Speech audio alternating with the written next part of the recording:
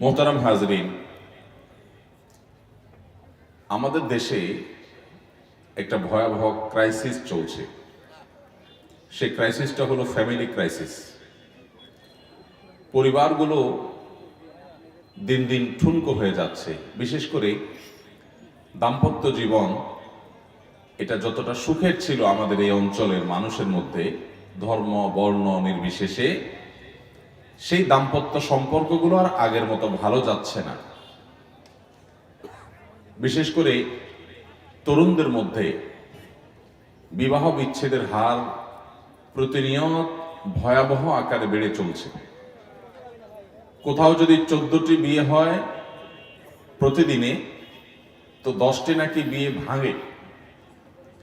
এবং ঢাকা, চট্টগ্রাম সহ বড় বড় শহরগুলোর বিভিন্ন জরিপ বলছে যে বিবাহ ভঙ্গের হার এটা রীতিমতো কপালে ভাঁজ পড়ার মতো। এখন বিয়ে শাদী অনেক ডাকডোল পিটিয়ে হয়, বিয়ে শাদী অনেক ঘটা করে হয়, অনেক আয়োজন করে হয়, অনেক বড় বড় অনুষ্ঠান করে হয়, অনেক গেট হয়, অনেক লাইটিং হয়, অনেক পয়সা কড়ি খরচ করা হয়, অনেক গাড়ি ঘোড়া নিয়ে হয়। দুঃখের বিষয় হলো এত কিছু করেও যে বিয়ে করা হয়, সেই বিয়েটা মূলত দুজন মানুষের যৌথ জীবনের যে শুরু যাত্রা, সেটা যেন ভালো হয়, সে আসল কাজটা কিন্তু হয় না, বরং সেখানে একটা বড় ঘাটতি থেকে যাচ্ছে। সমস্যাটা কোথায়? কেন আমাদের পরিবারগুলোর এই দুরবস্থা? এটা নিয়ে আমাদেরকে ভাবতে হবে, এটা নিয়ে আমাদেরকে প্রতিনিয়ত স্টাডি চালাতে হবে যে আমরা কি করলে আমাদের এই সমস্যা দূর করতে পারবো, এই অসুবিধাগুলো দূর করতে পারবো, এবং এই ক্রাইসিসের সমাধানের পথ কি।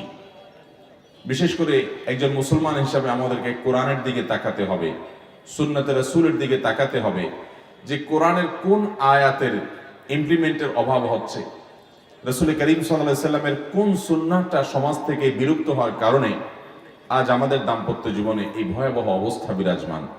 যে আমাদের মধ্যে সুখ শান্তি দাম্পত্য জীবনে যতটা কাঙ্ক্ষিত ছিল, যতটা আমরা এক্সপেক্ট করতাম, ততটা হচ্ছে না কেন? এই পরিমাণ কলহ, এই পরিমাণ বিবাদ, এটা এই দেশের আদালতে ব্যক্তিগত মামলা মোকদ্দমা যেগুলো যায়, সেগুলোর দিকে তাকালে যেরকম বোঝা যায়, ঠিক একইভাবে আলেম ওলামাদের কাছে যে সমস্ত মাসআলা আসে এবং কাউন্সেলিং এর জন্য যে সমস্ত মানুষরা আসা যাওয়া করেন, তাদের সে বিষয়গুলোর দিকে তাকালে আমরা বুঝতে পারি। এবং যারা বিভিন্ন পর্যায়ে জনপ্রতিনিধি আছেন, চেয়ারম্যান, মেম্বার, কাউন্সিলর, তাদের কাছে যে পরিমাণ বিবাহ ভঙ্গের বা দাম্পত্য কলহের বিচার, সালিশ নালিশ যায়, সেগুলোর দিকে তাকালে দিনের আলো মতো পরিষ্কার হয়ে যায় যে আমাদের দাম্পত্য সম্পর্কগুলো খুব একটা ভালো হচ্ছে না। আমাদের দাম্পত্য জীবনে যে সুখ শান্তি হওয়ার কথা ছিল সেটি হচ্ছে না। কারণ কি? আল্লাহ রাব্বুল আলামিন তো আমাদেরকে দাম্পত্য জীবন দিয়েছেনই সুখের জন্য, শান্তির জন্য। আল্লাহ রাব্বুল আলামিন কোরআনে কারীমে আদম আলাইহিস সালামকে সৃষ্টি করার পর তিনি যখন মনমরা হয়ে থাকতেন, তার সঙ্গী হিসাবে হাওয়াকে সৃষ্টি করেছেন। এই যে হাওয়াকে আল্লাহ তাআলা সৃষ্টি করেছেন, হাওয়াকে কেন সৃষ্টি করেছেন? আল্লাহ রাব্বুল আলামিন পুরুষদের সঙ্গী হিসাবে স্ত্রীগণকে কেন সৃষ্টি করেছেন, সে বিষয়ে আল্লাহ তাআলা বলেছেন লিতাসকুনু ইলাইহা। এটা আল্লাহ তাআলা সৃষ্টি করেছেন যাতে করে মানুষ, স্বামী তার স্ত্রীর কাছে গেলে প্রশান্ত হয়, স্ত্রীর ঘরের সমস্ত কষ্টগুলো স্বামী বাহির থেকে আসলে সেটা লাঘব করতে পারে। এই উদ্দেশ্যে আল্লাহ রাব্বুল আলামিন বিবাহ বন্ধনে আবদ্ধ হওয়ার এই ইন্তজাম, এই সিস্টেম রেখেছেন, এই পদ্ধতি রেখেছেন। কিন্তু দুঃখের বিষয় হলো যে আমাদের পরিবারগুলোর দিকে তাকালে দেখা যায় যে আমরা এর উল্টো মেরুতে হাঁটছি। প্রিয় নবী সাল্লাল্লাহু আলাইহি ওয়াসাল্লাম তিনি যখন হেরা গুহায় জিবরিলকে দেখলেন তার আসল অবয়বে, নবী সাল্লাল্লাহু আলাইহি সাল্লামকে যখন বুকের সাথে চেপে ধরে পড়ার জন্য নির্দেশ করেছেন ইকরা, তখন নবী করিম সাল্লাল্লাহু আলাইহি সাল্লাম অনেকটা ভড়কে গেলেন। এই যে তিনি ভয় পেয়ে গেলেন, ভড়কে গেলেন, তার গায়ে জ্বর চলে আসলো। নবী করিম সাল্লাল্লাহু আলাইহি ওয়াসাল্লাম এরপরে বাসায় চলে আসলেন। এসে উম্মুল মুমিনিন খাদিজা রাদিয়াল্লাহু তাআলা আনহার কাছে এসে বললেন, জাম্মিলুনি জাম্মিলুনি, আমাকে কম্বল চাদর দ্বারা আবৃত করো। তিনি ভয় পেয়ে গেছেন। খাদিজা রাদিয়াল্লাহু তাআলা আনহার ভূমিকা তখন কি ছিল কোরআনে উল্লেখ হয়েছে আমরা জানি। খাদিজা রাদিয়াল্লাহু তাআলা আনহা নবী সাল্লাল্লাহু আলাইহি সাল্লামকে তখন সান্ত্বনা দিলেন। হাদিসে রাসূলের মধ্যে বর্ণিত হয়েছে, তিনি বলেছেন, কাল্লা লা ইউখজিকাল্লাহু আবাদা, আপনার টেনশনের কোনো কারণ নেই, আপনি কোনো পেরেশান হবেন না। আপনি যে সমস্যার কথা বলছেন, যে আপনি ভড়কে গেছেন হেরা গুহায় জিবরিলকে দেখে, আপনার ভয়ের কোনো কারণ নেই। কারণ ইন্নাকা তাহমিলুল কাল, আপনি এই কাজ করেন, ওই ভালো কাজ করেন, মানুষের বিপদ আপদে দূরে আপনি সহায়তা করেন, আপনি মানুষের বোঝাটা বহন করে দেন, আপনি পরোপকার করেন। এরকম মানুষকে আল্লাহ তাআলা বেইজ্জত করেন না, করবেন না আল্লাহ তাআলা আপনাকে। খাদিজা রাদিয়াল্লাহু তাআলা আনহা নবী সাল্লাল্লাহু আলাইহি সাল্লামকে সান্ত্বনা দিলেন। এমন সান্ত্বনা দিলেন, নবী করিম সাল্লাল্লাহু আলাইহি সাল্লাম স্বাভাবিক হয়ে গেলেন, তার ভয় দূর হয়ে গেল। তাহলে স্বামী স্ত্রী এক অন্যের সঙ্গী হবেন, সঙ্গ দিবেন, বিপদে সুখে সবকিছুকে ভাগাভাগি করবেন। এই জন্য আল্লাহ তাআলা দাম্পত্য জীবন দিয়েছেন। নবী করিম সাল্লাল্লাহু আলাইহি সাল্লাম বাহিরে পেরেশান হলে বাসায় আসতেন সে পেরেশানি দূরের জন্য, স্ত্রীর কাছে আসলে পেরেশানি দূর হতো। আর আমাদের অবস্থা হলো আজকাল বাসায় স্বামী স্ত্রী ঝগড়াঝাটি করে, মারামারি কাটাকাটি গন্ডগোল ফাসাদ করে, এরপরে বাড়ি থেকে বউ বের হয়ে বাবার বাড়ি চলে যায়, আর স্বামী বের হয়ে কোনো বন্ধু বান্ধবের কাছে বা অন্য কোথাও চলে যায়। এই হলো আমাদের দাম্পত্য জীবনের অবস্থা। মুহতারাম হাজরিন, এই দুরবস্থার প্রথম এবং প্রধান কারণ হলো যে আমরা বিবাহের ক্ষেত্রে দিনদারিতাকে প্রাধান্য দিচ্ছি না। বিবাহের ক্ষেত্রে দিনদারিতাকে প্রাধান্য দিচ্ছি না। বিবাহের ক্ষেত্রে দিনদারিতাকে যদি প্রাধান্য না দেই, তাহলে কখনো দাম্পত্য জীবনে সুখ শান্তি আসবে না। দাম্পত্য জীবনে যদি আমরা সুখী হতে চাই, তাহলে সব কিছুর আগে আমাকে ধার্মিকতা, দিনদারিতা, এটাকে প্রাধান্য দিতে হবে। তাহলে এটা হবে দাম্পত্য জীবনের সুখে জীবন যাপন করবার জন্য প্রথম পদক্ষেপ। নবী করিম সাল্লাল্লাহু আলাইহি সাল্লামের সেই প্রসিদ্ধ হাদিস আমরা সবাই জানি। তিনি বলেছেন, তুনকাহুল মারআতু লিআরবাঈন, নারীদেরকে বিয়ে করা হয় চারটি জিনিস দেখে। কেউ তাদের টাকা পয়সা দেখে বিয়ে করে, কেউ তাদের বংশমর্যাদা, প্রতিপত্তি, প্রভাব, সামাজিক অবস্থান এগুলো দেখে বিয়ে করে, কেউ তাদের সৌন্দর্য, রূপ লাবণ্য সেগুলো দেখে বিয়ে করে, আবার কেউ দিনদারিতা দেখে বিয়ে করে। ফাজফার বিজাতিদ দ্বীন, অতএব তোমরা দিনদারিতা দেখে বিয়ে করবে। এটা যদি করো তাহলে তোমরা সফল হবে, সার্থক হবে, সুখী হবে। অতএব দাম্পত্য জীবনে সুখের মূল চাবিকাঠি হলো যে আপনার সঙ্গী তিনি দিনদার কিনা। এটা আগে থেকে নির্বাচন করবেন যে দিনদার সঙ্গী হতে হবে। অন্য সব ক্ষেত্রে স্যাক্রিফাইস হবে, কিন্তু দিনদারিতে কোনো স্যাক্রিফাইস হবে না। আপনার সঙ্গী যদি দেখতে ততটা সুন্দর নাও হয়, আপনার সঙ্গী তিনি যদি অনেক বেশি সামাজিক অবস্থা সম্পন্ন নাও হন, তার অন্য অনেক দিক থেকে যদি দুর্বলতা থাকেও, কিন্তু তার মধ্যে যদি দিনদারিতা থাকে, আল্লাহ ভীরুতা থাকে, ঈমান থাকে, তাকওয়া থাকে, তাওহীদ থাকে, সুন্নাতে রাসূলকে আঁকড়ে ধরার মানসিকতা থাকে, তাহলে এই দাম্পত্য জীবনে সুখ হবে, শান্তি আসবে ইনশাআল্লাহ। দিনদারিতা কাকে বলে? দিনদারিতা মানে কিন্তু শুধুমাত্র নামাজ কালাম পড়লেন, মহিলারা বোরকা গায়ে দিলেন, পর্দা করলেন, পুরুষরা মুখে দাড়ি রেখে দিলেন, এটাই কিন্তু একমাত্র দিনদারিতা নয়। এটা দিনদারিতার একটা অংশ। দাম্পত্য জীবনে সুখী হওয়ার জন্য দিনদারিতার যে বিষয়গুলো দেখতে হবে, তার প্রথম হলো যে আপনি যাকে বিবাহ করবেন, পুরুষ হোক কিংবা নারী হোক, পাত্র হোক কিংবা পাত্রী হোক, সেই ভদ্রলোক কিংবা ভদ্র মহিলা আল্লাহর কাছে নিজেকে পরিপূর্ণভাবে সমর্পণ করেছেন কি করেননি। এটা হলো সবচেয়ে বড় প্রশ্ন। আল্লাহর কাছে সমর্পণ মানে কি? ইন্না সলাতি ওয়া নুসুকি ওয়া মাহইয়ায়া ওয়া মামাতি লিল্লাহি রাব্বিল আলামিন, নিশ্চয় আমার সালাত, আমার কুরবানি, আমার জীবন, আমার মরণ, আমার সব কিছু আল্লাহর জন্য সঁপে দিলাম। আল্লাহ রাব্বুল আলামিন যেভাবে বলবেন এগুলোকে সেভাবে ব্যবহার করব। আল্লাহ বলেছেন কোনো কাজ করতে তো আমি করব, আল্লাহ বলেছেন করো না তো আমি করব না। আল্লাহ তাআলা কোনোটাকে হালাল করেছেন তো আমি সেটাকে হারাম করব না, আর আল্লাহ কোনোটাকে হারাম করেছেন সেটাকে আমি হালাল করব না। এই রকম প্রতিজ্ঞা নিয়ে যদি কোনো মানুষ তার জীবন পরিচালিত করে, তাহলে তিনি দিনদারিতার প্রথম এবং মূল শর্ত পূরণ করেছেন, যে লোকটা আল্লাহর কাছে সারেন্ডার করেছেন। আমরা অনেকে আসি, নামাজ কালাম পড়ি, কিন্তু কোরআনের কাছে আমরা সমর্পণ করি না নিজেকে, হাদিসের কাছে সমর্পণ করি না। ইমানদার সে যে কোরআন এবং সুন্নাহর কাছে নিজেকে সমর্পণ করে, কোরআন এবং সুন্নাহর সামনে সে মাথা নত করে দেয়, অর্থাৎ আনুগত্য করে কোরআন এবং সুন্নাহর। আল্লাহ বলেছেন, আল্লাহ রাসূল বলেছেন, বাস আমার যুক্তি, আমার বুদ্ধি, আমার মেজাজ, আমার রুচি, আমার সব কিছুর বিরুদ্ধে দাঁড়াক, কিন্তু তারপরও কোরআন এবং হাদিসের সামনে আমি মাথা নত করে দেব। বাস কোরআন হাদিসের কথা শুনলে সাথে সাথে সে মাথা নত করে মেনে নেয়। এটা হলো দিনদারিতার মূল বিষয়, প্রধান বিষয়। নামাজ কালাম পড়ে, হালাল হারাম মেনটেন করে না, মাহরাম মেনটেন করে না। মাহরাম পুরুষদের জন্য কিছু মহিলাদের সঙ্গে দেখা দেওয়া জায়েজ, আর কিছু মহিলাদের সঙ্গে দেখা দেওয়া না জায়েজ, হারাম।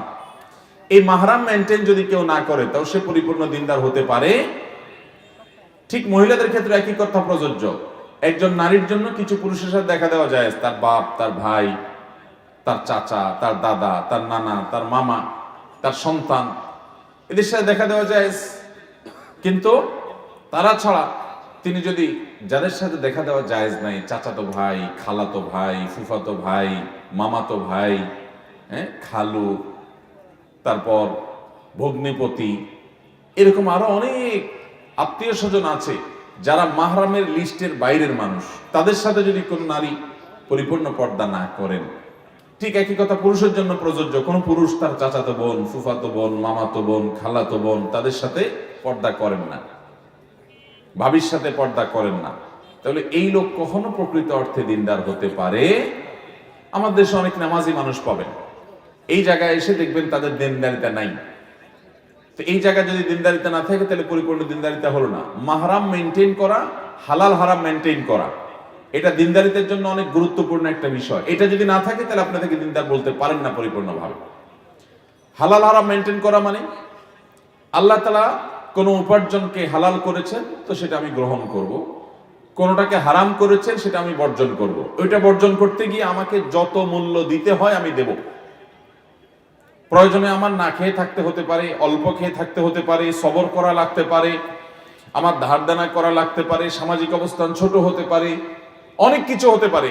সকল প্রকার স্যাক্রিফাইস এবং ত্যাগ করতে রাজি আছি আমি হারাম এবং হালাল মেনটেন করার জন্য। এই হালাল এবং হারাম মেনটেন করার মতো মানসিকতা যদি থাকে কোনো যুবক এবং কোনো যুবতীর মধ্যে, তাহলে দিনদারিতার ক্ষেত্রে সে 100-র ভিতরে 40 মার্ক অটোমেটিক পেয়ে গেল, যে হালাল হারাম সে মেনটেন করে। অনেক মানুষ দেখবেন নামাজ কালাম পড়ে, হয়তো মুখে দাড়িও আছে, অনেক বোন আছেন যে হয়তো বোরকাও পরেন, কিন্তু এই যে হালাল হারাম মেনটেন, মাহরাম মেনটেন, এটা করেন না। তাহলে সেক্ষেত্রে দিনদারিতার ক্ষেত্রে 100-র ভিতরে ধরেন 40 মার্কই তার নাই হয়ে গেল, কারণ সে দিনদারিতার অনেক গুরুত্বপূর্ণ একটা পার্ট লঙ্ঘন করে চলেছেন, যেটা আমরা অনেকে খেয়াল করি না। তো আপনি আপনার জীবন সঙ্গী সঙ্গিনী যাকে বাছাই করবেন, অথবা যারা নিজেরা বিয়ে শাদী করেছেন, ছোট ভাই ব্রাদার বোন, অথবা ছেলে মেয়েকে বিয়ে দিবেন, অথবা যে কোনো বিয়ের সাথে আপনার সংশ্লিষ্টতা হবে, তখন আপনাকে খেয়াল রাখতে হবে বিষয়গুলো, যে এই দম্পতির মধ্যে সুখ শান্তি আসার আগে তাদের যার সাথে বিবাহ হবে সেই লোকটা দিনদার কিনা এটা ঠিক করতে হবে। দেখুন, টাকা পয়সার অভাব নাই। আজ থেকে 50 বছর আগে, 30 বছর আগে, 40 বছর আগে আমাদের দেশে মানুষের কাছে এত টাকা পয়সা ছিল না, কিন্তু পারিবারিক সম্পর্কগুলো কিন্তু এখনকার চাইতে ভালো ছিল। স্বামী স্ত্রীর মধ্যে বোঝাপড়াটা এখনকার চাইতে অনেক ভালো ছিল। এখন কিন্তু সেরকম বোঝাপড়া নাই। এর অন্যতম কারণ হলো বৈষয়িক বিষয় মানুষকে সুখী করতে পারে না। টাকা পয়সা হলেই যদি দাম্পত্য জীবনে সুখ শান্তি হতো, তাহলে সেক্ষেত্রে ইউরোপিয়ানরা, আমেরিকানরা, পৃথিবীর অনেক উন্নত দেশ, যাদের টাকা পয়সার অভাব নাই, যাদের গাড়ি বাড়ির অভাব নাই, যাদের নাগরিক সুবিধাগুলো আমাদের চাইতে বহুগুণ ভালো, তাদের লাক্সারিয়াস লাইফ লিড করার জন্য সব ব্যবস্থা আছে, এত কিছু থাকার পরও তাদের দাম্পত্য জীবনে সুখ শান্তি তো পরের কথা, দাম্পত্য সম্পর্ক বলতেই তেমন উল্লেখযোগ্য কিছু নেই। ভয়াবহ একটা অবস্থা।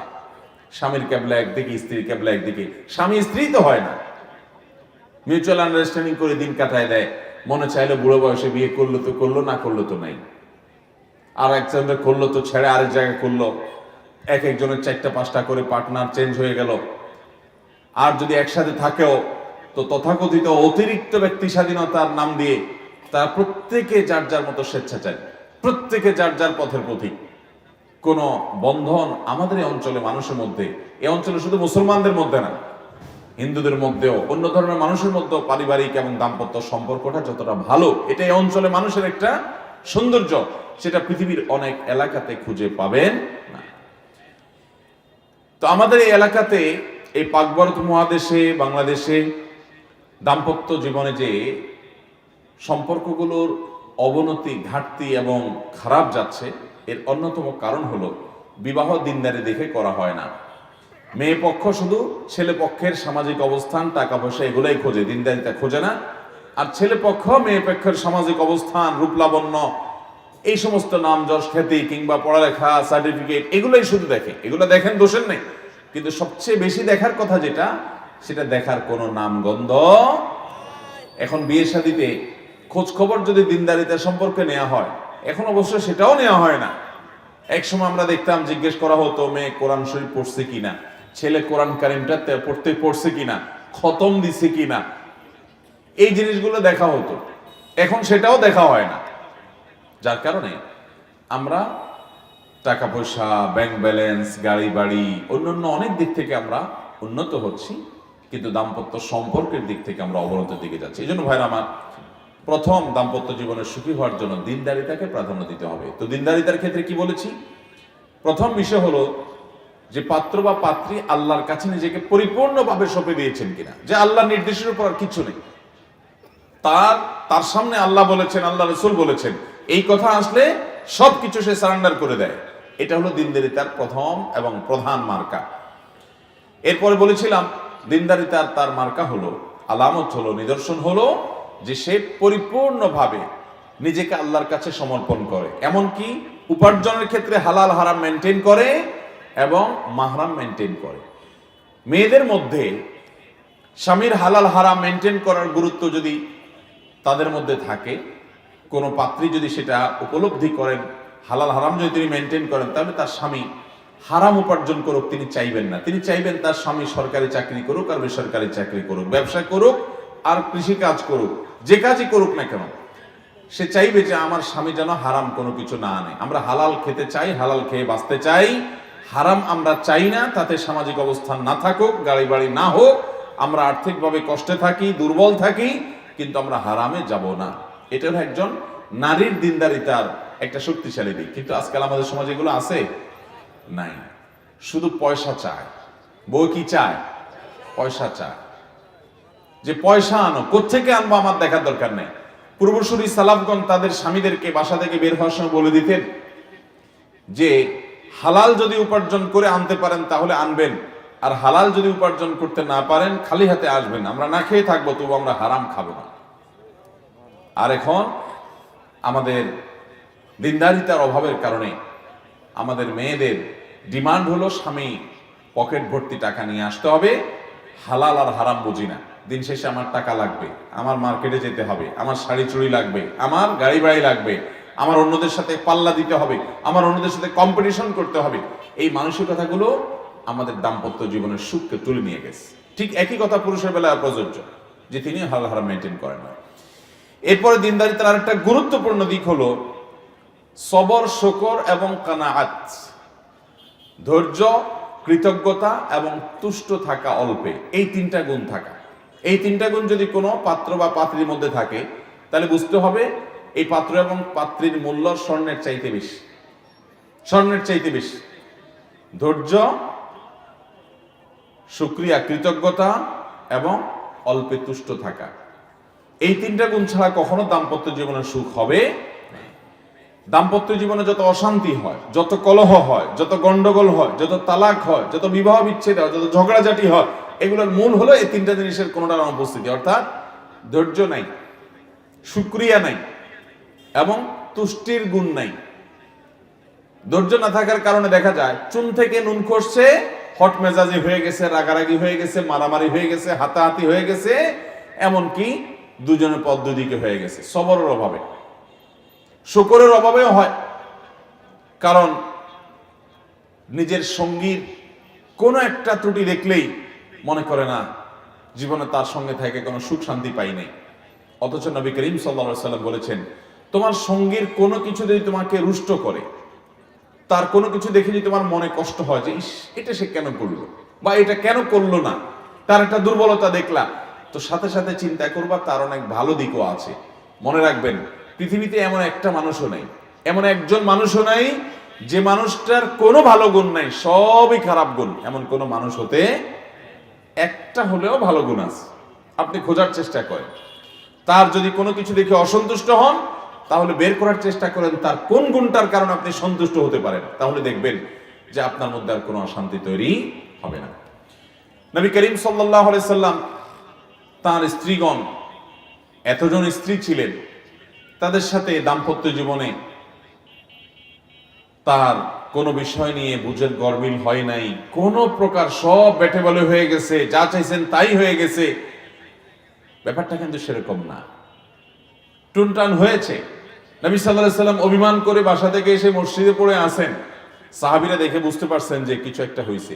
আল্লাহ তাআলা স্বয়ং কোরআনে সূরা মুজাদালা নাজিল করেছেন, কোরআনে বহু আয়াত নাজিল করেছেন সে বিষয় নিয়ে। তো দাম্পত্য জীবনে টুনটান হবে, কিন্তু একজন কৃতজ্ঞ স্বামী, একজন কৃতজ্ঞ স্ত্রী সেগুলোকে বড় করে দেখবে না। মানুষ হিসেবে মনে কষ্ট হবে, এটা স্বাভাবিক, কিন্তু সে একটা বিষয় কষ্ট পেলে চিন্তা করবে আমার স্ত্রীর অন্য আরেকটা গুণ ভালো আছে। তিনি রান্নাটা ভালো করতে পারেন না, তো তার চেহারাটা সুন্দর আছে, চেহারাটা সুন্দর নাই তো তার পড়ালেখার গুণটা ভালো আছে, পড়ালেখার গুণটা নাই তো তিনি কেয়ারিং, খুব যত্ন নেন, এটাও নাই তো তিনি সচ্চরিত্রবান, চরিত্রের সমস্যা নাই। বহু মহিলা চরিত্রের সমস্যা আছে, অনেক স্বামী সেটা সাফার করছেন, বলতে পারছেন না লজ্জায়, আমার স্ত্রী অন্তত এই সমস্যাটা নেই। এরকম কোনো না কোনো ভালো দিক আছে না নেই? ঠিক একই কথা স্বামীর বেলায়ও প্রযোজ্য, যে নারী তার স্বামীর ব্যাপারে অভিযোগ করতে করতে শেষ। কিছু অমানুষ থাকে যে হ্যাঁ তাদের সাথে বসবাস উপযুক্ত না, এরকম রেয়ার কিছু থাকে, কিন্তু বেশিরভাগ ক্ষেত্রে আপনি যে অভিযোগ করবেন যে আপনার স্বামী অলস, উপার্জন করে না, আপনার কষ্ট হয়, বাপের বাড়ি থেকে অনেক সময় হেল্প নিতে হয়, সে আপনার পরিশ্রমী না, বুঝলাম আপনার এই কথা সত্য, কিন্তু লোকটা হয়তো চরিত্রবান। কত বোন আছেন তাদের স্বামী দুহাত ভরে টাকা ভর্তি করে নিয়ে আসে, কিন্তু স্বামীগুলো সব পরকীয়া আসক্ত, পরনারীতে আসক্ত, অমানুষ। এই মহিলার জীবনটা জীবন্ত জাহান্নাম হয়ে যায়। তার স্বামীর ব্যাংক ব্যালেন্সের অভাব নাই, টাকা পয়সার অভাব নাই, ঘরভর্তি জিনিসের অভাব নাই, কিন্তু স্বামীর রোগ কি? পরকীয়া করে। স্বামীর রোগ কি?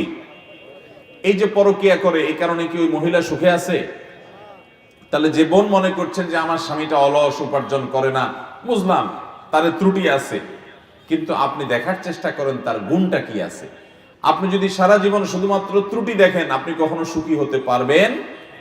সব সময় মানুষের ভালোটা যদি আপনি দেখেন তাহলে আপনি নিজে সুখী হবেন, আপনার হবে যে আপনি মানসিক শান্তি পাবেন। আমরা সব সময় গ্লাসের অর্ধেক পানি আছে আর অর্ধেক খালি আছে। যদি জিজ্ঞাসা করা হয় গ্লাস সম্পর্কে মন্তব্য করে, গ্লাসের পানির পরিমাণ থাকা না থাকা, পুরো বিষয়ের উপরে মন্তব্য করো, আমরা বেশিরভাগ মন্তব্য করবো গ্লাসটার অর্ধেক খালি, কিন্তু অর্ধেক পানি আছে যে ওইটা আমাদের নজরে বেশিরভাগ লোকের পড়ে। এটা হলো বাস্তবতা। দাম্পত্য জীবনে সুখী হওয়ার জন্য এই যে দিনদারিতা প্রয়োজন, এই দিনদারিতার একটা বড় অংশ হলো এটা। বহু লোক আছে নামাজ কালাম পড়ে, রোজা রাখে, দাঁড়িয়ে আছে, পর্দা করে, কোরআন তেলাওয়াত করে, সকল সুন্দর দোয়া জিকির করে, সব ঠিক আছে, মাগের সমস্যা হলো কি? সবর নাই, শুকর নাই, সবর নাই, শুকর নাই। শুকর যদি আপনি আদায় করতে চান তো বহু পয়েন্ট পাবেন শুকর আদায় করার। আপনি কিছু খুঁজে পাচ্ছেন না, আপনার স্বামীটার অন্য কোনো যোগ্যতা নাই, অন্য কোনো গুণ নাই, অন্য কোনো ভালো দিক নাই, এই বেচারা অন্তত পঙ্গু না, হাত পা সুস্থ একজন স্বাভাবিক মানুষ। কত মহিলা আছে তার স্বামী পঙ্গু হয়ে গেছে, তার স্বামী অ্যাক্সিডেন্টে হাত পা হারিয়ে ফেলছে, কিন্তু আগে থেকে কিংবা আগে থেকেই সমস্যা, শারীরিক বড় ধরনের সমস্যা আছে। তার যদি টাকা পয়সাও থাকে, তার স্বামীর যদি অন্য অনেক দিক থেকে ভালো হয়, এই একটা কারণে তার অশান্তি এবং কষ্ট হবে কি হবে না? তার মনে কষ্ট, দুঃখ থাকবে না? তো তার যদি দুঃখ থাকে তো আপনার স্বামীটা মাশাআল্লাহ মাথা থেকে পা পর্যন্ত সুস্থ, তো আপনি সেটা শুকর আদায় করেন যেটা সুস্থ মানুষ আপনার স্বামী। এভাবে যে আপনি যদি নেয়ামত খুঁজতে যান, বহু কিছু খুঁজে পাবেন, যে হয়তো আপনার শ্বশুর ননদের দিক থেকে, শাশুড়ির দিক থেকে খুব একটা টর্চারের শিকার হন না, অনেক মহিলা সেদিক থেকে টর্চারের শিকার হন, অথবা আপনার শাশুড়ি ননদ খারাপ, আপনার স্বামীটা ভালো, কিংবা স্বামী শাশুড়ি ননদ সবগুলোর আচরণ খারাপ, ওই যে আচরণ আপনার সাথে খারাপ কিন্তু পরকীয়া আসক্তি নেই, কিংবা সে অলস না উপার্জন করে, কিংবা সে আপনাকে প্রহার করে না, আর যদি কোনো সান্ত্বনা খুঁজে না পান তো আসিয়ার দিকে তাকান। আসিয়া, ফেরাউনের স্ত্রী আসিয়া, তার দিকে তাকান। ফেরাউনের স্ত্রী আসিয়া, তিনি ফেরাউনের ঘর করতে গিয়ে অমানবিক কষ্ট তাকে স্বীকার করতে হয়েছে।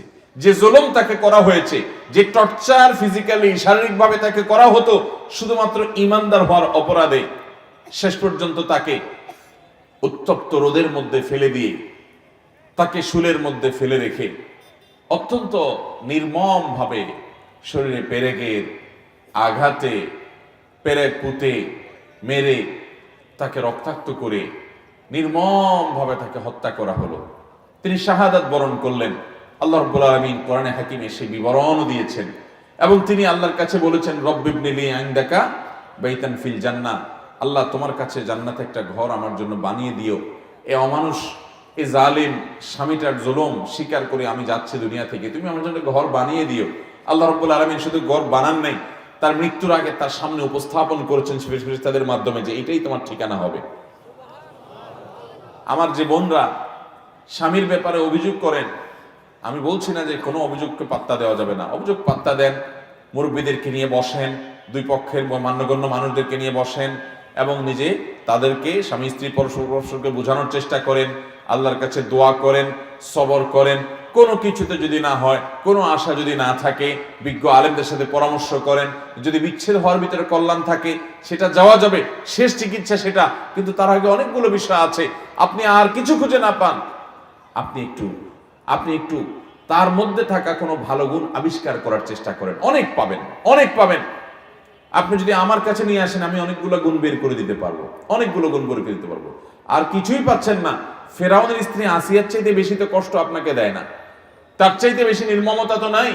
কোরআনে আল্লাহ রাব্বুল আলামিন 4 জন নারীর দৃষ্টান্ত দিয়েছে। কজন নারীর? 4 জন। এর 2 জন হলো খারাপ আর 2 জন ছিলেন ভালো। খারাপ নারীদের দৃষ্টান্ত দিয়েছেন যাদের, তারা একজন ছিলেন লূত আলাইহিস সালামের স্ত্রী, আরো জন ছিলেন নূহ আলাইহিস সালামের স্ত্রী। আর 2 জন ভালো নারীর দৃষ্টান্ত আল্লাহ তাআলা দিয়েছেন কোরআনে। তাদের একজন হলেন এই ফেরাউনের স্ত্রী আসিয়া, আরেকজন ছিলেন মারিয়াম, যিনি ঈসা আলাইহিস সালামের মা। সতী সাধবী ছিলেন, অনেক অনেক কথা সমাজের মানুষ তাকে শুনিয়েছে, তার চরিত্র নিয়ে অনেক প্রশ্ন তুলেছে, অনেক কষ্ট দিয়েছে, সবর করেছেন, ধৈর্য ধারণ করেছেন। আল্লাহ তাআলা তার পবিত্রতা শুধু ঘোষণাই করেন নাই, কোরআনের অংশ করে দিয়েছেন, ইনজিলের অংশ করে দিয়েছেন। কিয়ামত পর্যন্ত আগত লক্ষ লক্ষ কোটি কোটি মুসলমান, খ্রিস্টান, একাধিক ধর্মের মানুষেরা কিয়ামত পর্যন্ত তারা তার পুত পবিত্রতাকে স্বীকার করবে, মেনে নিবে, সেভাবে আল্লাহ তাআলা উল্লেখ করেছেন। তো আমাদের কোনো বোন যদি শান্তির কোনো দিক খুঁজে না পান, আসিয়ার দিকে তাকাবেন যে আসিয়া কত কষ্ট করেছে। ভাইরা আমার, আমাদের এই সমাজে স্বামী স্ত্রীর মধ্যে কোনো রকম সমস্যা তৈরি হলে কিছু মানুষরূপী শয়তান পাবেন, এরা আপনাকে উস্কে দিবে, বলবে যে আরে মাথা খারাপ, এর সাথে ঘর করা যায়? আছে না নাই? আপনার যদি সংসারটা ভেঙে যায়, এরপরে আপনার যে কষ্টের জীবন হতে পারে আপনার সামনে, নাও হতে পারে, যদি কোনো কষ্টের মুখোমুখি আপনি হন, তখন এই উস্কানি দাতাদের একটাকেও আপনি আর খুঁজে পাবেন না, এগুলো একটাকেও পাবেন না। এরা মেয়েদেরকে উস্কে দিবে যে স্বামীর কথা মানবো না, বদ্ধ করে থাকবো না, দেখবো এবার জগৎটাকে, এটা করব সেটা করব বলে টুলে ফুসলায় বাইর করে। এরপরে তাদের পরবর্তী জীবনের যে স্ট্রাগল, যে যুদ্ধ, যে সংগ্রাম, যে কষ্ট, যে জুলুম, যে নিষ্পেষণ, যে সমস্যা, যে বিপদ, এগুলাতে আর এই উস্কানিদাতা একটাকেও পাওয়া যাবে। কোরআন আমাদেরকে বিভিন্নভাবে দাম্পত্য সম্পর্কগুলোকে টিকাবার জন্য বলেছে। আল্লাহর কাছে সবচেয়ে অপছন্দনীয় বৈধ কাজ হলো তালাক। কোথায় কোথায় তালাক, কোথায় কোথায় তালাক, যে সবর নাই বেসবর, এই জন্য সম্পর্কগুলো ভেঙে যাচ্ছে। ভাইরা আমার, আমরা স্বামী স্ত্রীর মধ্যে যদি বোঝাপড়ার অসুবিধা হয়, তাহলে সবর এবং শুকর এই দুইটা মাধ্যম দিয়ে এগিয়ে যেতে হবে, কোনোভাবে এগুলোকে হাতছাড়া করা যাবে না। ডক্টর খন্দকার আব্দুল্লাহ জাহাঙ্গীর রহমতুল্লাহ আলাইহির এ বিষয়ে একটা বক্তব্য আছে। স্যার রাহিমাহুল্লাহ বলতেন যে স্বামী স্ত্রীর মধ্যে যদি কোনো প্রকার বোঝাপড়ার গরমিল হয়, তো এক শ্রেণী মানুষ পাবেন তারা স্বামীকে যেরকম উস্কায় স্ত্রীকে এরকম উস্কায় এবং সম্পর্কগুলো টিকতে দেয় না। আর ইসলাম বলে, কোরআন এবং সুন্নাহ বলে না, পারলে তাদের মধ্যে মিল করে দাও, তাদের মধ্যে মীমাংসা করে দাও, দূরত্ব কমায় দাও, এবং কিভাবে দূরত্ব কমানো যায় সে উদ্যোগ গ্রহণ করো। আপনারা দেখবেন কোনো মহিলা তার স্বামীর কষ্টের কথা যদি কোনো মানুষের কাছে বলে, বিশেষ করে কোনো পুরুষের কাছে যদি বলে, তো অনেক পুরুষ আছে, এগুলো মানুষরূপী ইবলিস, এগুলোর পরিচয় আমি বলি, এগুলোর বৈশিষ্ট্যটা আমি বলি। এগুলো আছে মহিলাকে বলবে, হয়তো পর্দা করে না, বেপর্দা, মহিলাকে বলবে, ভাবি আপনার মতো সুন্দরী মহিলা এই লোকটার সাথে আসলে মানায় না, আপনার বাপ মা যে কি বুঝে তার সাথে বিয়ে দিল, আহারে আপনার জীবনটা শেষ হয়ে গেল। এটা হলো সাক্ষাৎ ইবলিস। যদি ইবলিস দেখতে চান ওই লোকের দিকে তাকাবেন। ইবলিসের সুরত হয় সে ধরছে, আর নলে ইবলিস তার উপরে ভর করছে, দুটার একটা। কারণ বিয়ের পর একজন নারীকে এই কথা বলা মানে হলো তার সংসারে আগুন ধরায় দেওয়া। ঠিক একইভাবে পুরুষকেও এসে দেখেন অন্য কোনো মহিলা কিংবা তার কোনো পুরুষ বন্ধু দেখবেন এরকম উস্কানিমূলক কথা বলবে যে ভাই আপনার মতো রাজপুত্র ছেলে, আপনার জীবনে কত ভালো ভালো ছেলে পাওয়া যাইত, ইস আপনার জীবনটা বহুত কষ্টে যাচ্ছে ভাই, খারাপ লাগে ভাই আপনার জন্য। এরকম এরকম ভালো মানুষ সাইজা অনেক লোক আছে কি আসে না? আপনি বুঝবেন যে এটা এক নম্বরের ইবলিস। এটা আমাকে ফুসলাচ্ছে, উস্কাচ্ছে আমার স্ত্রীর বিরুদ্ধে আমাকে। আবার কিছু আছে দেখবেন ডাহা মিথ্যা কথা বলে। কি মিথ্যা কথা জানেন? আইসা বইয়ের তারিফ করবে, এমন তারিফের তারিফ, এগুলো আরেক অমানুষ। আপনার বইয়ের তারিফ আরেক পুরুষের কাছে বলে বেড়াবেন, হাদিসে পরিষ্কার নিষেধ আছে, নবী করিম সাল্লাল্লাহু আলাইহি ওয়াসাল্লাম নিষেধ করেছেন। হ্যাঁ, একটা সহনীয় পর্যায়ে হতে পারে, বিশেষ করে তার প্রাইভেসি, ব্যক্তিগত বিষয়গুলোর কথা বলছে, সেগুলোর পরে হাদিসে নিষেধাজ্ঞা আছে। অনেকে আছে যে এই ক্ষেত্রে মিথ্যা কথা বলে, ডাহা মিথ্যা কথা। যা দেখেন বাসায় বউর সাথে সারাদিন চুলাচুলি চলে, হাতাহাতি চলে, ইউক্রেন রাশিয়ার যুদ্ধ চলে, কিন্তু অফিসে আইসা কলিগের সাথে, সহকর্মীর সাথে গাল গল্প দেয়, জানোস না দোস্ত আমার বউটা রে বাপরে বাপ, আমার যা কেয়ার করে। ডাহা মিথ্যা কথা। এবার যে বেচারার কাছে বলে, ওই বেচারা একটু সোজা সরল বোকা শোকা, তখন চিন্তা করে হায় হায় আমার কপালে তো এরকম হইল না, আমার বউটা তো এরকম করে না। আবার ওই মহিলার কাছে দেখবেন কিছু মহিলা আছে, ইবলিস মার্কা মহিলা, আইসা মহিলাকে ফুসলাবে, বলবে কি জানেন, আরে আমার স্বামীটা কোনোদিন খালি হাতে আসে না, আমি নিষেধ করি তবু আমার খাওয়াইতে খাওয়াইতে শেষ, আমার বাপের বাড়িতে যাইতে 3 হাত ভরে নিয়ে যায়, হাত আছে 2টা, 3 হাত ভরে নিয়ে যায়। কোনোভাবে তারে আমি বলেও নিষেধ করলেও সে থামে না, শুনে না, এইরকম আদর করে আমারে। তখনই বেচারা চিন্তা করে হায় হায় আমি তো একটা অমানুষের ঘর করতেছি। তাহলে ভাইরা আমার, নবী করিম সাল্লাল্লাহু আলাইহি সাল্লামের সাথে যদি স্ত্রীর উম্মুল মুমিনিন ওয়া আজওয়াজুহু উম্মাহাতুকুম, কোরআনে আল্লাহ বলেছেন নবীর স্ত্রীগণ আমাদের কি মা, তাদের সাথে যদি নবী সাল্লাল্লাহু আলাইহি সাল্লামের টুনটান বোঝাপড়ার গরমিল হয়, মান অভিমান হয়, তাহলে আমাদের জীবনে এটা হতে পারে কি পারে না? তার জীবনে যদি হয় একবার, আমাদের জীবনে শতবার হবে, এটাই স্বাভাবিক। যদি কেউ বলে না আমার কিছুই হয় না, কোনো সমস্যা হয় না, একেবারে আমরা দুধের দোয়া, তাহলে বুঝতে হবে ডাল মে কুছ কালা হ্যায়। এগুলো বেশিরভাগ মিথ্যাবাদী, এরা মিথ্যাবাদী, গাল গল্পবাজ। বাইরে এসে ভালো সাজে, ভেতরে যায় দেখেন সারাদিন চুলাচুলি করে দোনোটা। বাইরে এসে ভদ্র সাজে। অনেক বোকাশোকা স্বামী আছে, অনেক বোকাশোকা স্ত্রী আছে, এগুলো না বুঝেই ফাঁদে পা দিয়ে দেয়, মনে করে হায় হায় রে এতে আমি অমানুষের সাথে জীবনটা কাটাই দিলাম। একটু উস্কাই দিল, ভাবি আপনার মতো এত সুন্দর একটা মানুষ, ওই যে শরীয়ত কেন পর্দা করতে বলছে, কারণ এই অমানুষ বেপর্দা আপনার এই খারাপ পুরুষটা তার নজর পড়ছে দেখেই তো সে পাম্পট্টি মহিলাকে দিচ্ছে। এই মহিলাকে পাম্পট্টি দিয়ে বলবে ভাবি আপনার মতো এরকম সুদর্শন একজন নারী, আহারে এই অমানুষ আপনার কদর করতে পারলো না, আপনার রূপ লাবণ্যের মূল্য সে কোত্থেকে দিবে ভাবি। মনে রাখবেন সাক্ষাৎ ইবলিস এই লোক, সাক্ষাৎ ইবলিস।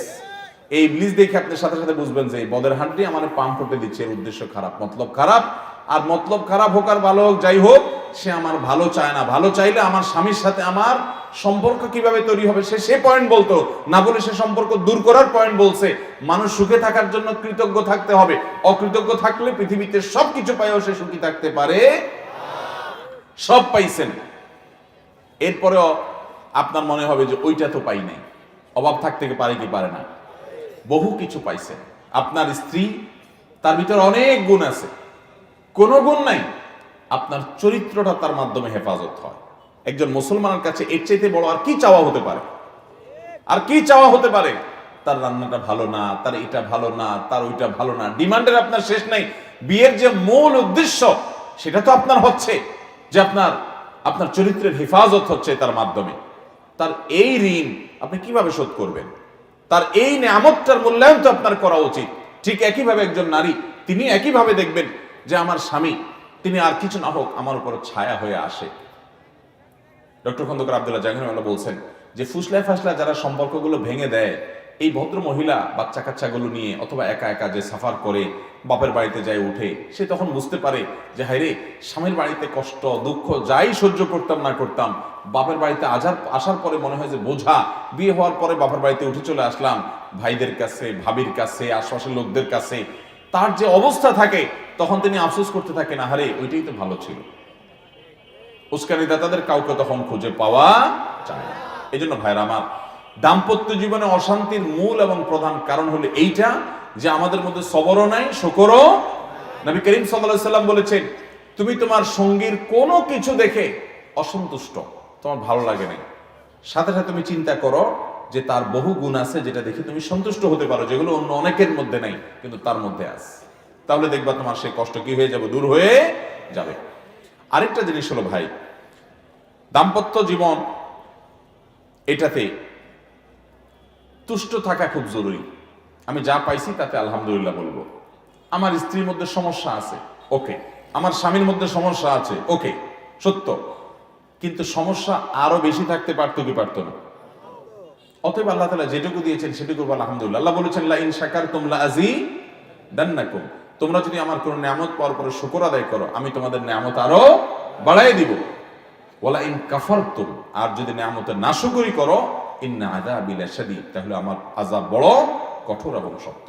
আল্লাহ রাব্বুল আলামিন আমাদের সবাইকে সুখী দাম্পত্য জীবন তৌফিক এবং নসিব করুন।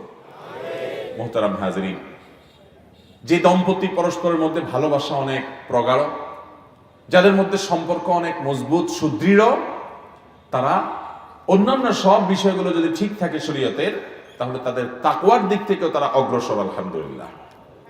তাহলে প্রথম পয়েন্ট আমরা পেয়ে গেলাম, আমাদের দাম্পত্য জীবনে সুখ এবং শান্তির জন্য পাত্রপাত্রী নির্বাচনের ক্ষেত্রে শুধু পাত্রপাত্রী নির্বাচন না, পাত্রপক্ষ পাত্রীপক্ষ উভয় পক্ষ যখন নির্বাচন করবেন, গোটা পরিবারকে দেখবেন, দিনদারিকা দেখে আপনি অগ্রাধিকার দিবেন, প্রাধান্য দিবেন, এবং দিনদারিতা নাই তাহলে অন্য বিষয় আপনি বিবেচনা করবেন। কিন্তু দিনদারিতার ক্ষেত্রে কোনো ছাড় হবে।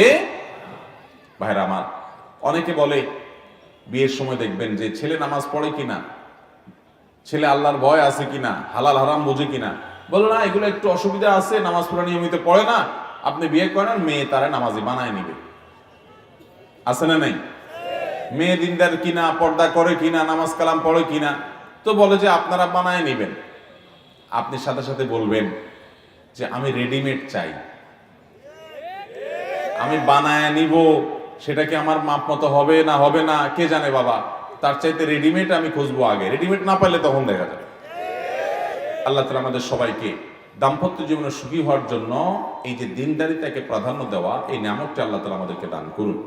নবী করিম সাল্লাল্লাহু আলাইহি ওয়াসাল্লাম বলেছেন, আদ-দুনিয়া কুল্লুহা মাতা, দুনিয়াতে যত আল্লাহর সৃষ্টি আছে সবগুলাই মানুষ উপভোগ করতে পারে বিভিন্নভাবে।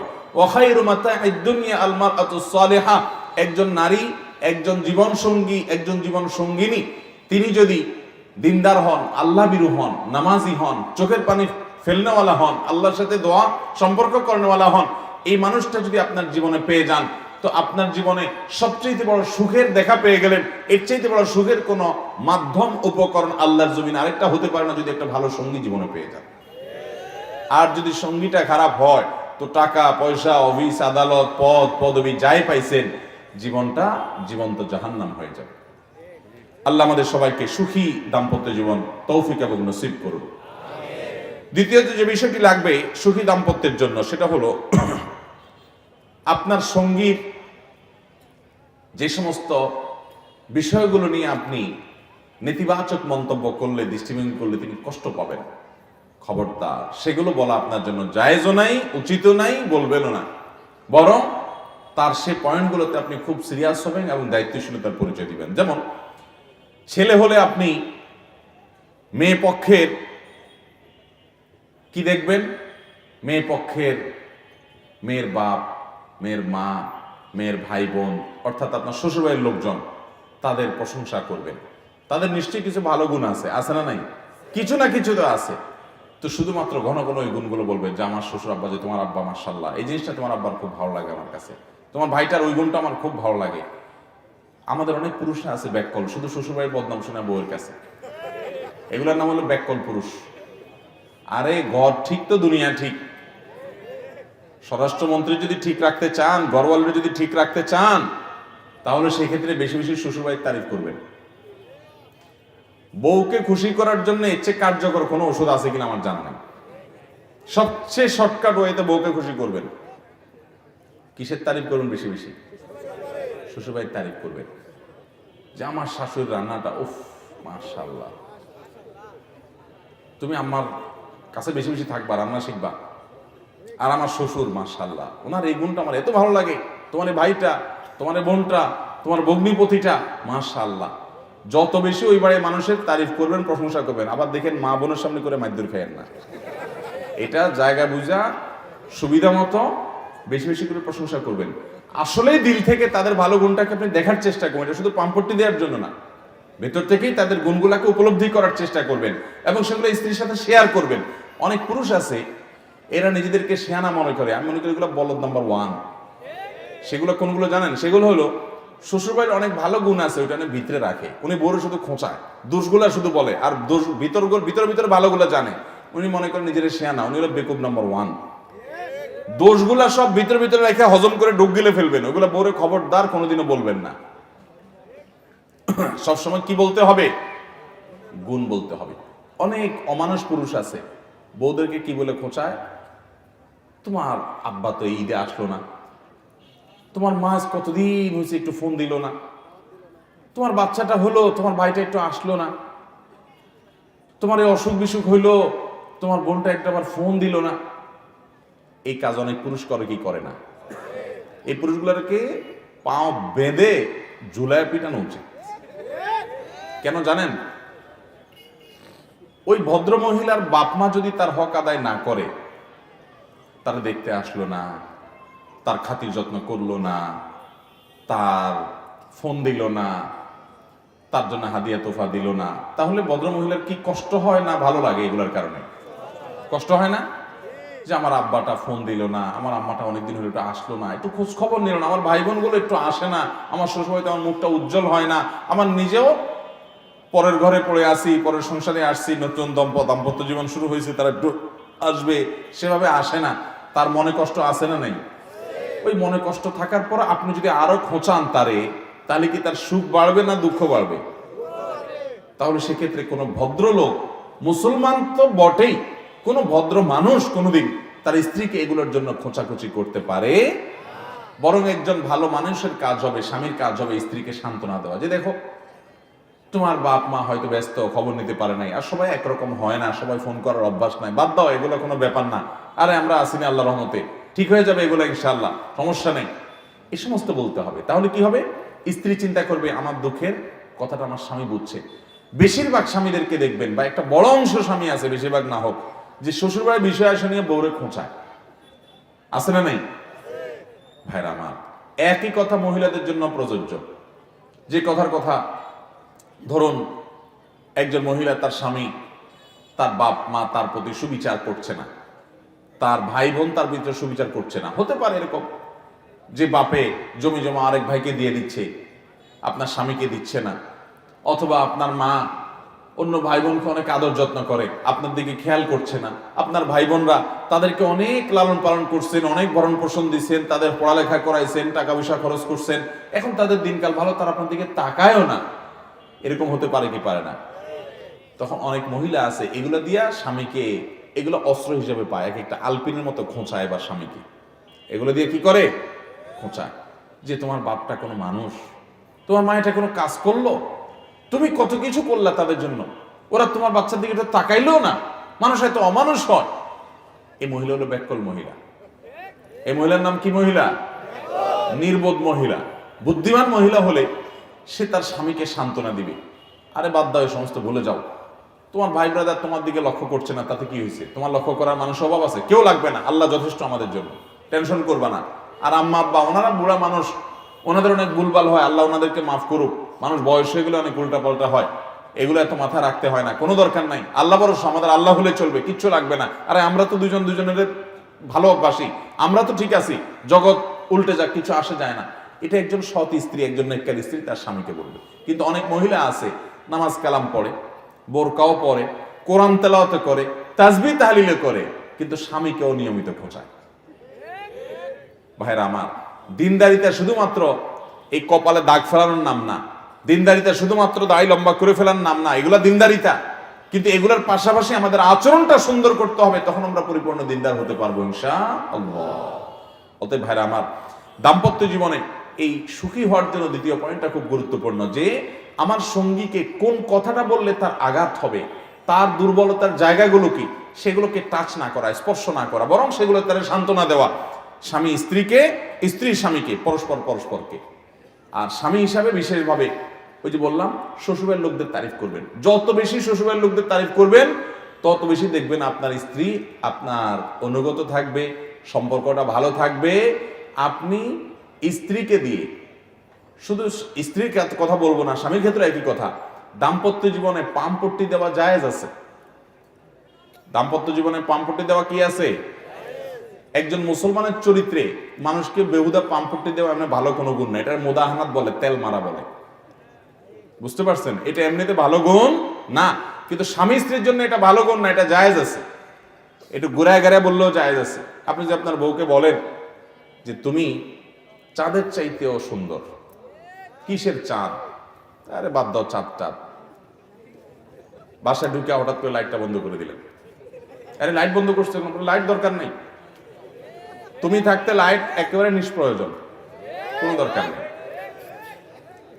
শরবত বানায়া চিনিটা না দিয়া বললেন যে আঙ্গুলটা ধুয়ে একটু চুবাই দাও, কারণ তুমি চুবাই দিলে আর চিনি লাগবে না। আল্লাহ তোমার মধ্যে এত মিশ্রতা দিয়ে রাখছে, মাশাআল্লাহ। ভাই আর কয়টা শিখাই দিব? এই যে দুইটা কথা বললাম, এই দুইটা আমার শেখানো না, ডক্টর আয়াজ আল কারনি, সৌদি আরবের জনপ্রিয় আলেমে দ্বীন, এই দুইটা পয়েন্ট, এই যে বাসা ঢুকলে লাইট বন্ধ করে দেওয়া আর চিনির মধ্যে আঙ্গুল চুবাই দেওয়া, এটা ওনার পরামর্শ। উনি কোন এক ইউনিভার্সিটিতে অনেক লোকের মধ্যে বক্তব্য দেওয়ার পর বলেছেন যে আমার এই পরামর্শ শুনে অনেক দম্পতি তাদের দাম্পত্য জীবনে সুখী হয়েছে, আমাকে পার্সোনালি তারা জানাইছে যে এই ওষুধ কাজ করছে। তো এখন দুইটা উনি শিখাই দিছে, আর বাকিগুলো আপনাকে বের করতে হবে, প্রশংসা করতে শিখতে হবে। অনেক স্বামী আছে, অনেক স্ত্রী আছে প্রশংসা করতে জানে না, প্রশংসা করতে জানে না। প্রশংসা যদি আপনি করতে না জানেন, আপনি কখনো দাম্পত্য জীবনে সুখী হতে পারবেন না। আপনাকে প্রশংসা করতে শিখতেই হবে। প্রশংসা প্রথম প্রথম করলে একটু, বিশেষ করে সারা জীবন দুর্নাম করছেন, এখন ওয়াজ শুনে যায় যদি বোর একটু পাম্পটি দেন, বলবে ব্যাপার কি, তুমি পাম দিতেছো আমারে, ওই মৌলবীর ওয়াজ শুই না।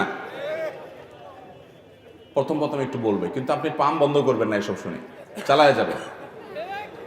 আচ্ছা পাম না বলি, প্রশংসা, সুন্দর কথা বলি, প্রশংসা চালায় যাবেন, নিয়মিত যদি চালায় যান চালায় যান চালায় যান, এবং সিরিয়াসলি দিল থেকে, এটা উপর দিয়ে না, দিল থেকে তার ভালো গুণগুলো দেখেন, দেখে আপনি মুখে বলেন, স্বীকৃতি দিতে শিখেন।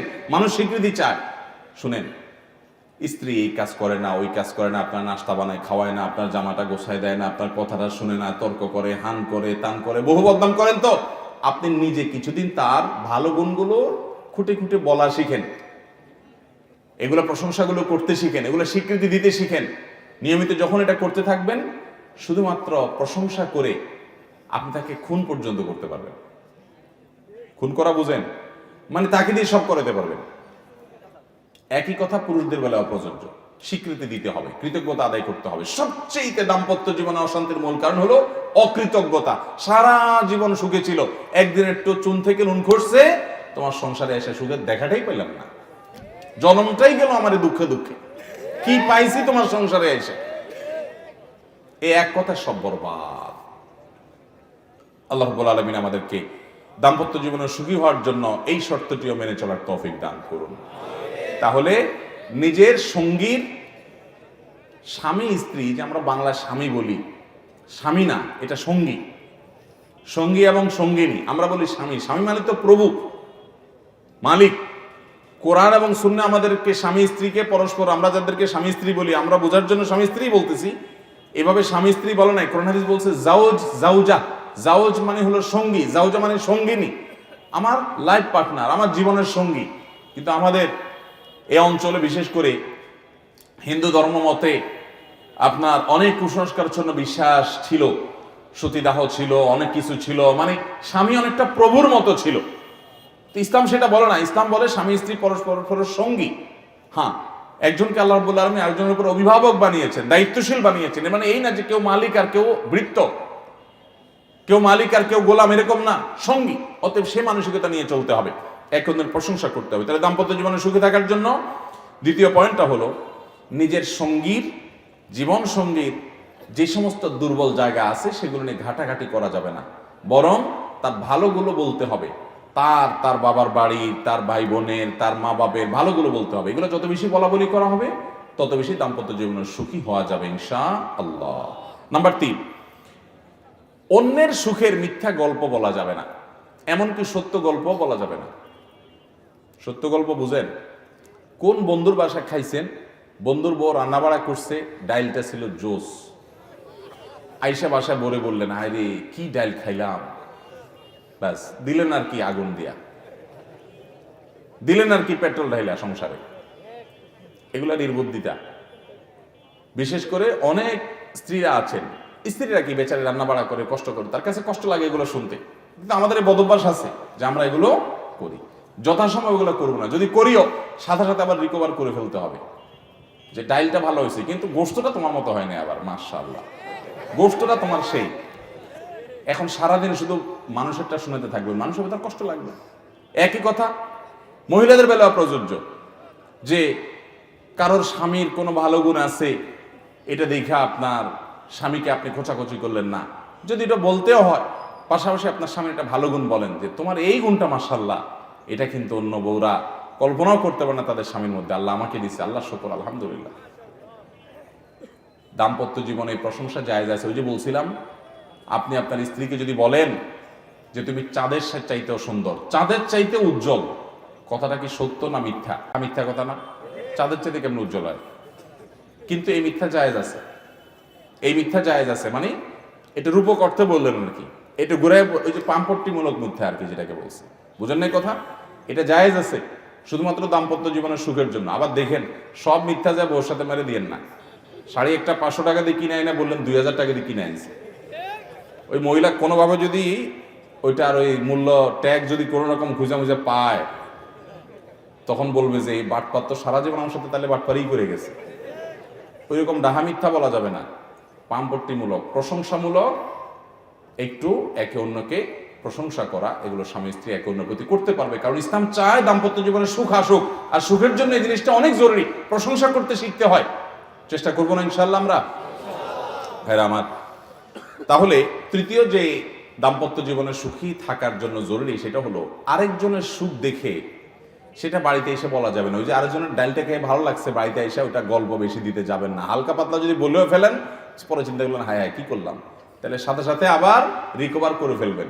ঠিক একইভাবে ওই যে মহিলাদের কথাও বলছি, যে অন্যের সুখ, আর আমি এর আগে বলেছি বেশিরভাগ মানুষ এক্ষেত্রে মিথ্যা কথা বলে। বেশিরভাগ মানুষ আইসা আপনার কাছে গল্প দিবে তার বইয়ের, আরে জান্না দোস্ত তোর ভাবি সে কি রান্না, সে কি কেয়ারিং, সে কি ইয়া, আপনি ধরেই নিবেন যে বেটা অর্ধেকে বেশি চাওয়াবাজি করতেছে, এটা বাতিলের ঘাটা। বেটা তোমার বউ জান্নাত থেকে উঠে নিয়ে আইসো, একের কোনো অভিযোগ নাই।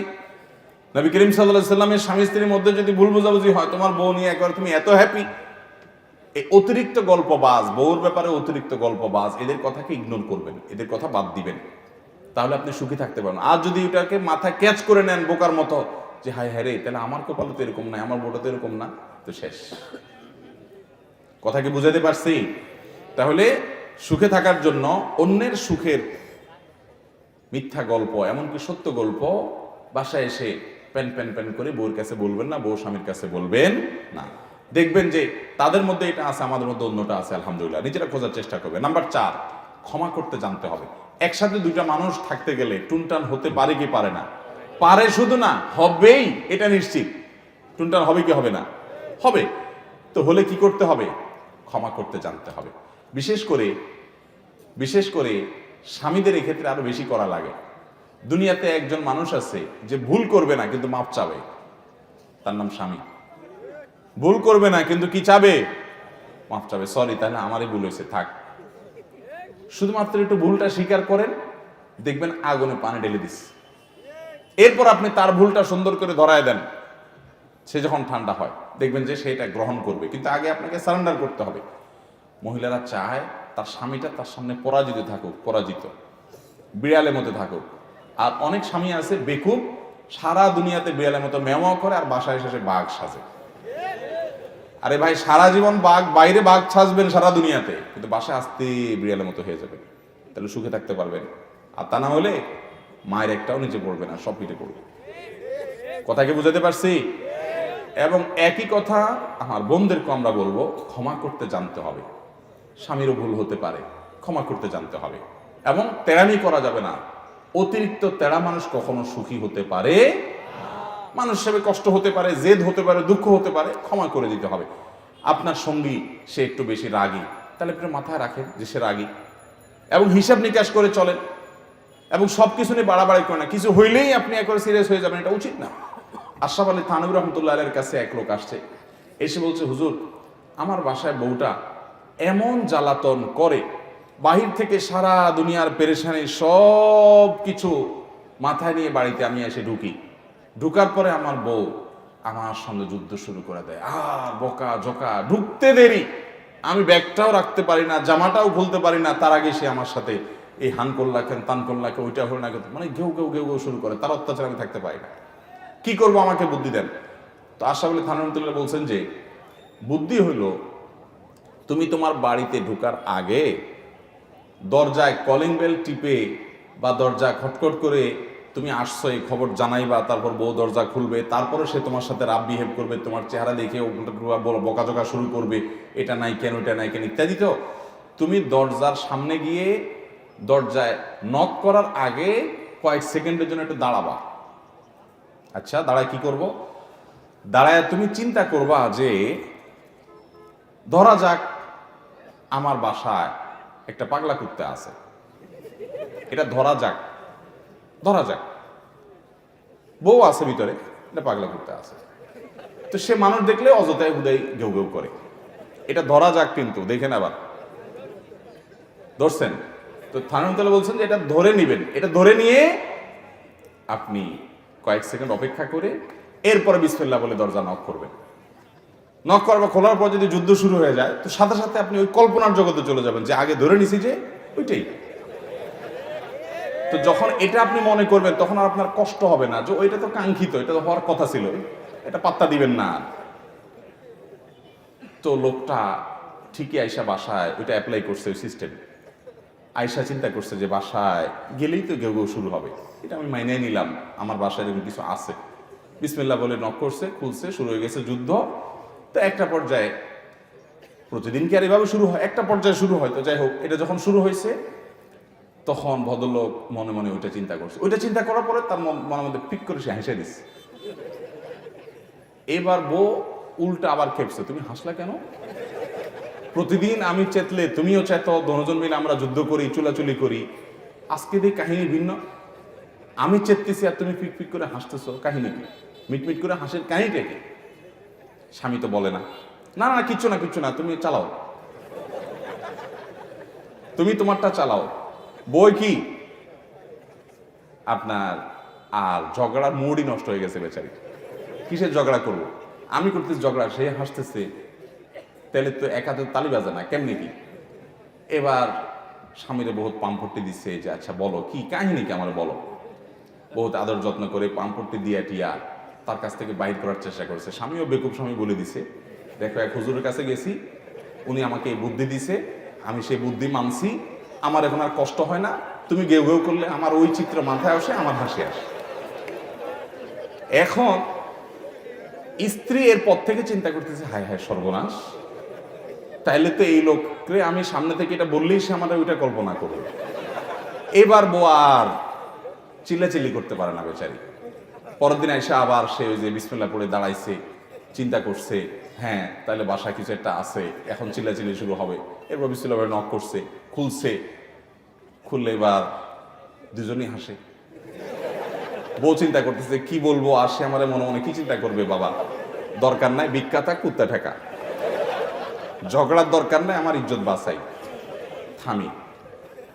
এই গল্প আপনাদেরকে বলার উদ্দেশ্য হলো আশরাফ আলী থানভী রহমতুল্লাহর মতো মানুষ, এত বড় মানুষ, তিনি এরকম বুদ্ধি দিয়েছেন এক ব্যক্তিকে শুধুমাত্র দাম্পত্য জীবনে স্বামী স্ত্রীর মধ্যকার ঝগড়াঝাটি, মনোমালিন্য এগুলো দূর করবার জন্য অনেক ধরনের পলিসি অ্যাপ্লাই করতে হয়, একটু চালাক চতুর হতে হয়। হয় একেবারে বোকা হন, তাহলে আপনি সুখী হবেন, আর নাহলে খুব চালাক হন, মাঝামাঝি চালাকের ভান ধরবেন, আপনি সুখী হতে পারবেন না। একবারে বেকুব সেকুব হন, কোনো অসুবিধা নেই, যেমনে উল্টাবে এমনি উল্টেবেন, সেটা এক পথ। আরেকটা হলো কি, খুব শেয়ানা পাবলিক, বুদ্ধিশুদ্ধি করে চলবেন। স্বামী স্ত্রী পরস্পর যদি বুঝতে না পারে, যে স্বামী স্ত্রী বুঝবে যে আমার স্বামীটা এই কথাটা বলে রাগ হয়ে যায়, তাহলে আমি এটা বলবো না, তাহলে আমি এই ক্ষেত্রে অন্য কোনো পলিসি অ্যাপ্লাই করব। আমার স্ত্রীটা এভাবে বললে এরকম হয়, তাহলে আমি অন্য কোনো পলিসি অ্যাপ্লাই করব, এরকম করতে হবে। এছাড়া কোনো দাম্পত্য জীবনের সুখে থাকা সম্ভব না। বিশেষ করে আমাদের সামাজিক প্রেক্ষাপটে ওই যে চতুর্দিক থেকে শুধু ইন্ধন দেওয়া হয়, উস্কানি দেওয়া হয়, খোঁচানি হয়, শয়তান তো আছেই। আপনার একটা হাদিস অনেকে হয়তো শুনে থাকবেন, সহিহ মুসলিমে আসছে, নবী করিম সাল্লাল্লাহু আলাইহি ওয়াসাল্লাম বলেছেন, শয়তান তার সিংহাসন পানির উপরে বসায় এবং গোটা পৃথিবীতে শয়তানের সকল সদস্যকে ছড়িয়ে দেয়। তারা সবাই দিন শেষে তাদের কাজ হলো মানুষকে খারাপ কাজে প্ররোচিত করা, প্ররোচিত করে করে করে করে কুমন্ত্রণা দিয়ে দিয়ে মানুষকে খারাপ কাজ করানো, এটাই তাদের কাজ। তো শয়তানের সদস্যরা দিন শেষে ডিউটি শেষ করে সবাই যখন শয়তানদের যে আদি পিতা, শয়তানদের যে গোড়া, সে মূল শয়তানের কাছে আসে, সবগুলা আসার পরে জিজ্ঞাসা করে কে কি কাজ করেছো। তো এই যে রিপোর্ট নেওয়ানোর ব্যাপার স্যাপার আছে তাদের কাছে, তখন একজন বলে যে জাহাপনা আমি একটা দিয়ে চুরি করাইছি আজকে, ও কোনোদিন চুরি করে নাই, কিন্তু ফুসলা ফাসলা আজকে লোভ টোপ দিয়ে ওরা চুরি করাইছে। আরেকটা বলে আমি মানুষ খুন করাইছি, আরেকটা বলে আমি জেনা করাইছি, আরেকটা বলে আরেকটা কাম করাইছি। তো শয়তান বলে ঠিক আছে, শয়তানি হইছে, মাগার সন্তুষ্ট হওয়ার পর যায় না। একটা এসা বলে যে স্বামী স্ত্রীর মধ্যে আমি কঠিন আকারে সম্পর্ক নষ্ট করে দিয়েছি, যুদ্ধ বাঁধিয়ে দিয়েছি, গন্ডগোল লাগাই দিয়েছি, এমনকি বিচ্ছেদ করে ছেড়ে দিয়েছি। শয়তান তখন বলে হ্যাঁ তুমি আসল কাজ করেছো, এবং এতে শয়তান সবচেয়ে বেশি খুশি হয়। নবী করিম সাল্লাল্লাহু আলাইহি ওয়াসাল্লাম হাদিসে বর্ণিত বিষয়। অতএব ভাইরা আমার, আপনার স্ত্রীর সাথে যদি আপনার মনোমালিন্য তৈরি হয়, তাহলে বুঝবেন সবচেয়ে বেশি খুশি হচ্ছে কে? আপনার সাথে আপনার স্ত্রীর কোনো বিষয় নিয়ে ঝগড়া হয়েছে, কোনো বিষয়ে মনোমালিন্য হয়েছে, হতে পারে দুজনে কথাবার্তা বন্ধ বা একটু দূরে আছেন, সাথে সাথে এই হাদিসটি মাথায় আনবেন যে আপনাদের মধ্যকার এই দূরত্ব সৃষ্টি করে শয়তান সবচেয়ে বেশি ক্রেডিট নিবে তার গুরুর কাছ থেকে, এবং শয়তানের সবচেয়ে বড় অর্জন হলো যে সে আপনার মধ্যে, আপনার স্ত্রীর মধ্যে দূরত্ব সৃষ্টি করতে পারছে। অতএব আল্লাহকে খুশি করার জন্য, শয়তানের মুখ ধুলায় দূষিত করবার জন্য, তার মুখে ছাই মারার জন্য আপনি সাথে সাথে নিজের ভুল নিজে না হলেও আপনি আপনার স্ত্রীর সাথে, আপনার স্ত্রী আপনার স্বামীর সাথে আপনি মিশে যাওয়ার চেষ্টা করবেন, সরি বলে আগায় যাবেন, দূরত্ব কমায় নেবেন, তাতে শয়তান নাখোশ হবে আর আল্লাহ রাব্বুল আলামিন খুশি হয়ে যাবে। চেষ্টা করে যাবেন ইনশাআল্লাহ। ভাইরা আমার, দাম্পত্য জীবনে সুখী হওয়ার জন্য একটু ছাড় দিতে হয়, একটু ছোট হতে হয়। এক্ষেত্রে ছোট হলে আল্লাহ তাআলা আপনাকে বড় করবেন, এবং নিজের বউয়ের কাছে, নিজের স্বামীর কাছে আপনি ছোট হলে এই ছোট হওয়া নয়, শয়তান আপনাকে ফুসলাবে, আরে মাথা খারাপ, ছোট হওয়া যাবে, ভুল করছে সে আগে মাপ চাক, সে আগে কথা বলুক, সে আগে সরি বলুক, ঠিক আছে সে আগে বললে সেটা বেশি ভালো, তার করা উচিত, কিন্তু আমি ভালো কাজের সুযোগ পেলে সেটা ছাড় দেব না। তাহলে ভাইরা, 3 নম্বর পয়েন্ট বলেছি দাম্পত্য জীবনে সুখী হওয়ার জন্য, যে 4 নম্বর পয়েন্ট বলেছি দাম্পত্য জীবনে সুখী হওয়ার জন্য একে অন্যকে ক্ষমা করতে জানতে হবে। একে অন্য কি করতে জানতে হবে? ক্ষমা করতে জানতে হবে, ভুল ত্রুটিগুলো মাফ করা শিখতে হবে। অনেক সময় ভুল হয় নাই, তবুও সরি বলতে হবে এবং একটু ডিপ্লোম্যাটিক হতে হবে কোনো কোনো ক্ষেত্রে। আল্লাহ তাআলা আমাদেরকে তৌফিক দান করুন। 5 নম্বর হলো বিবাহকে হারাম মুক্ত রাখতে হবে। এখনকার বিয়ে শাদীগুলোতে হারামের আয়োজন ছাড়া কয়টা বিয়ে হয়? যৌতুক ছাড়া বিয়ে কয়টা হয়? মেয়ের বাপেরা মোহর বিশাল বড় বড় অঙ্ক হাঁকায় থেকে বসে থাকেন, বিয়েটারে ব্যবসা বানায় নিছেন। ছেলেরা তাদের বিয়ে উপলক্ষে ব্যান্ড পার্টি, ডিজে পার্টি এনে গান বাজনা বাদ্যযন্ত্র হারামের বহু উপাদান দিয়ে তারপর বিয়ে শাদী করে। গায়ে হলুদের নামে, অমুকের নামে, তমুকের নামে নারী পুরুষ ঢলাঢলি, মাখামাখি, বেপর্দা, অশ্লীলতা, হারাম, এগুলো বিয়ের শাদীতে আজকাল অহরহ হয় কি হয় না? এগুলোর কারণে যে বিয়ের শুরুতেই হারাম হয় সেখানে আল্লাহ তাআলা বরকত রাখবেন। এই জন্য দাম্পত্য জীবনের সুখী হওয়ার জন্য বিবাহকে হারাম মুক্ত রাখতে হবে। যে যুবকরা যারা বিয়ে করেন নাই, পরিকল্পনা করবেন যে আমার বিবাহ হবে সম্পূর্ণ হারাম মুক্ত, আমার বিয়েতে কোনো হারাম থাকবে না, কোনো বাদ্যযন্ত্রের ব্যবহার, কোনো গান, কোনো ডিজে পার্টি, কোনো ব্যান্ড পার্টি, কোনো যৌতুক, কোনো মানুষের কষ্ট দেওয়া, কোনো বরযাত্রী যাওয়া, এগুলো হবে না। বরযাত্রী বুঝেন তো কোনটা? নিজের 14 গোষ্ঠী আত্মীয় স্বজন, গ্রামের 200, 300, 400 মানুষ নিয়ে মেয়ের বাপের বাড়িতে যায় বেহায়ার মতো, চাঁদাবাজির মতো যায় খাইয়া আসা, এটারে বলে কি? বরযাত্রী। আপনারা নাম দিয়েছেন বরযাত্রী, আর আমি নাম দিয়েছি এটার বরযাত্রী। শরীয়ত বিয়ে উপলক্ষে একটা খানার কথা বলছে, সেটা ছেলে খাওয়াবে, বিয়ে করার পর স্ত্রীকে উঠে নিয়ে আসছে, বাসর হয়েছে, ওলিমা খাওয়াবে সবাইরে। আপনার আত্মীয় স্বজন যত দরকার সবাইরে খাওয়ান। আপনার আত্মীয় স্বজন ওই মেয়ের বাপেরে খাওয়াইতে বাধ্য করতেছেন, এটা কোন চাঁদাবাজি? আত্মীয় আপনার খাওয়াবে ওই বেচারা, তার কি ঠেকা পড়ছে? এজন্য এই বরযাত্রী মুক্ত বিবাহ, ডিজে পার্টি মুক্ত বিবাহ, ব্যান্ড পার্টি মুক্ত বিবাহ, যৌতুক মুক্ত বিবাহ এবং অন্য যত হারাম আছে, এই যে গায়ে হলুদ, গায়ে মরিচ ইত্যাদি ইত্যাদি, এই সমস্ত হারাম মুক্ত বিয়ে করতে হবে ইনশাআল্লাহ। যুবকরা চেষ্টা করবে তো ইনশাআল্লাহ? বিয়ে কয়বার হবে জীবনে? বেশি হলেও জায়েজ আছে, কিন্তু একবার করতেই তো অবস্থা খারাপ।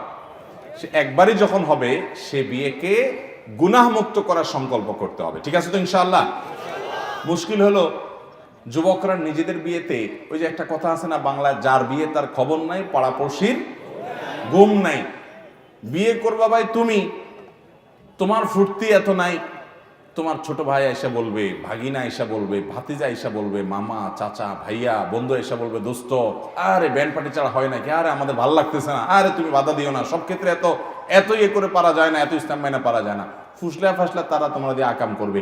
তুমি আগে থেকে পরিকল্পনা করো যে আমার বিয়ে উপলক্ষে কোনো ডিজে পার্টি, ব্যান্ড পার্টি হতে দেব। একটা সভ্য সমাজে ডিজে পার্টি, ব্যান্ড পার্টির আওয়াজে আশেপাশে মানুষের ঘুম হারাম হবে, জীবন অতিষ্ঠ হবে, এটা কখনো কোনো সভ্য সমাজে গ্রহণযোগ্য হতে পারে। তোমার গান শুনতে মনে চাইছে, হেডফোন দিয়ে তুমি গান শুনতে শুনতে জাহান্নামে চলে যাও, কিন্তু তাই বলে আশপাশের মানুষের ঘুম হারাম করবা, সবাইকে বাধ্য করবা, এটা ইসলাম হতে পারে? এটা মনুষ্যত্ব হতে পারে? এমনকি কোরআনে কারীমের তেলাওয়াতেও আপনি যদি একেবারে হাই ভলিউমে আপনার বড় বড় বক্স ভাড়া করে এনে আপনি চালায় দেন, আশেপাশে সবাই মোবাইলে কথা বলতে পারে না, এত বিকট আওয়াজ হয়, এটা কি ইসলামে অনুমোদন করে?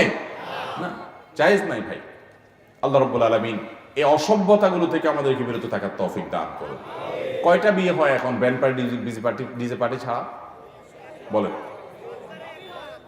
প্রায় শতভাগ বিয়েতেই হয়, ইল্লামান রাহমা রাব্বি, হাতে গোনা কিছু মানুষ শুধু বাদ থাকে। অতএব যুবকরা কারা কারা নিয়ত করছে যে আমার বিয়েতে কোনো ব্যান্ড পার্টি, ডিজে পার্টি করা হবে না? আল্লাহ তাআলা সবাইকে তৌফিক দান করুন। আপনার মন মাশাআল্লাহ মাশাআল্লাহ। তাহলে ভাই 5 নম্বর বলেছিলাম, দাম্পত্য জীবনে সুখী হওয়ার জন্য বিবাহকে হারাম মুক্ত করতে হবে। হারাম মুক্ত বিয়ে না করলে দাম্পত্য জীবনে সুখী হওয়া যাবে। হারাম মুক্ত বিয়ে করব, ঠিক আছে তো ইনশাআল্লাহ? হারাম মুক্ত বিয়ের আরেকটা পয়েন্ট বলি। আজকাল দেখা যায় কমিউনিটি সেন্টার ভাড়া করে ছেলেকে মূর্তির মতো সাজায় গোজায়, মেয়েকেও মূর্তির মতো সাজায় গোজায়া আটা ময়দা ইত্যাদি মাখায় টাখায় নিয়ে বসায় রাখে। এই যে বসায় রাখছে, আসরের পরে নিয়ে বসাইছে, এই বেচারারা ভূতের মতো রাত 12টা-1টা মতো বসায় রাখছে। এর অজু কেমনে করে বলেন? এই আটা ময়দার উপর দিয়ে অজু করলে হবে? উপরে পুরো স্তর পড়ে গেছে, লেয়ার পড়ে গেছে, তাহলে তার ত্বকে পানি পৌঁছে কেমন উজু করতে পারে? অনেক নামাজি মানুষ আছে যে নামাজ পড়ে 5 ওয়াক্ত কিন্তু বিয়ের দিন নামাজ পড়ে না, আছে না নেই? ভাইরা আমার, এই যে হারাম, কয়টা হারামের কথা বলবো বিয়ের মধ্যে? আপনার বিয়ে উপলক্ষে আপনি বাধ্য করবেন যে না, আমার বিয়েতে অতিথি যারা আসবে তাদের নারী পুরুষ ঢলাঢলি করে মাখামাখি করবে, এটা হবে না। নারীদের জন্য আলাদা ব্যবস্থা থাকবে, পুরুষদের জন্য আলাদা ব্যবস্থা থাকবে। নারী পুরুষকে একত্র করে ফেলতে চায় শয়তান। কে করতে চায়?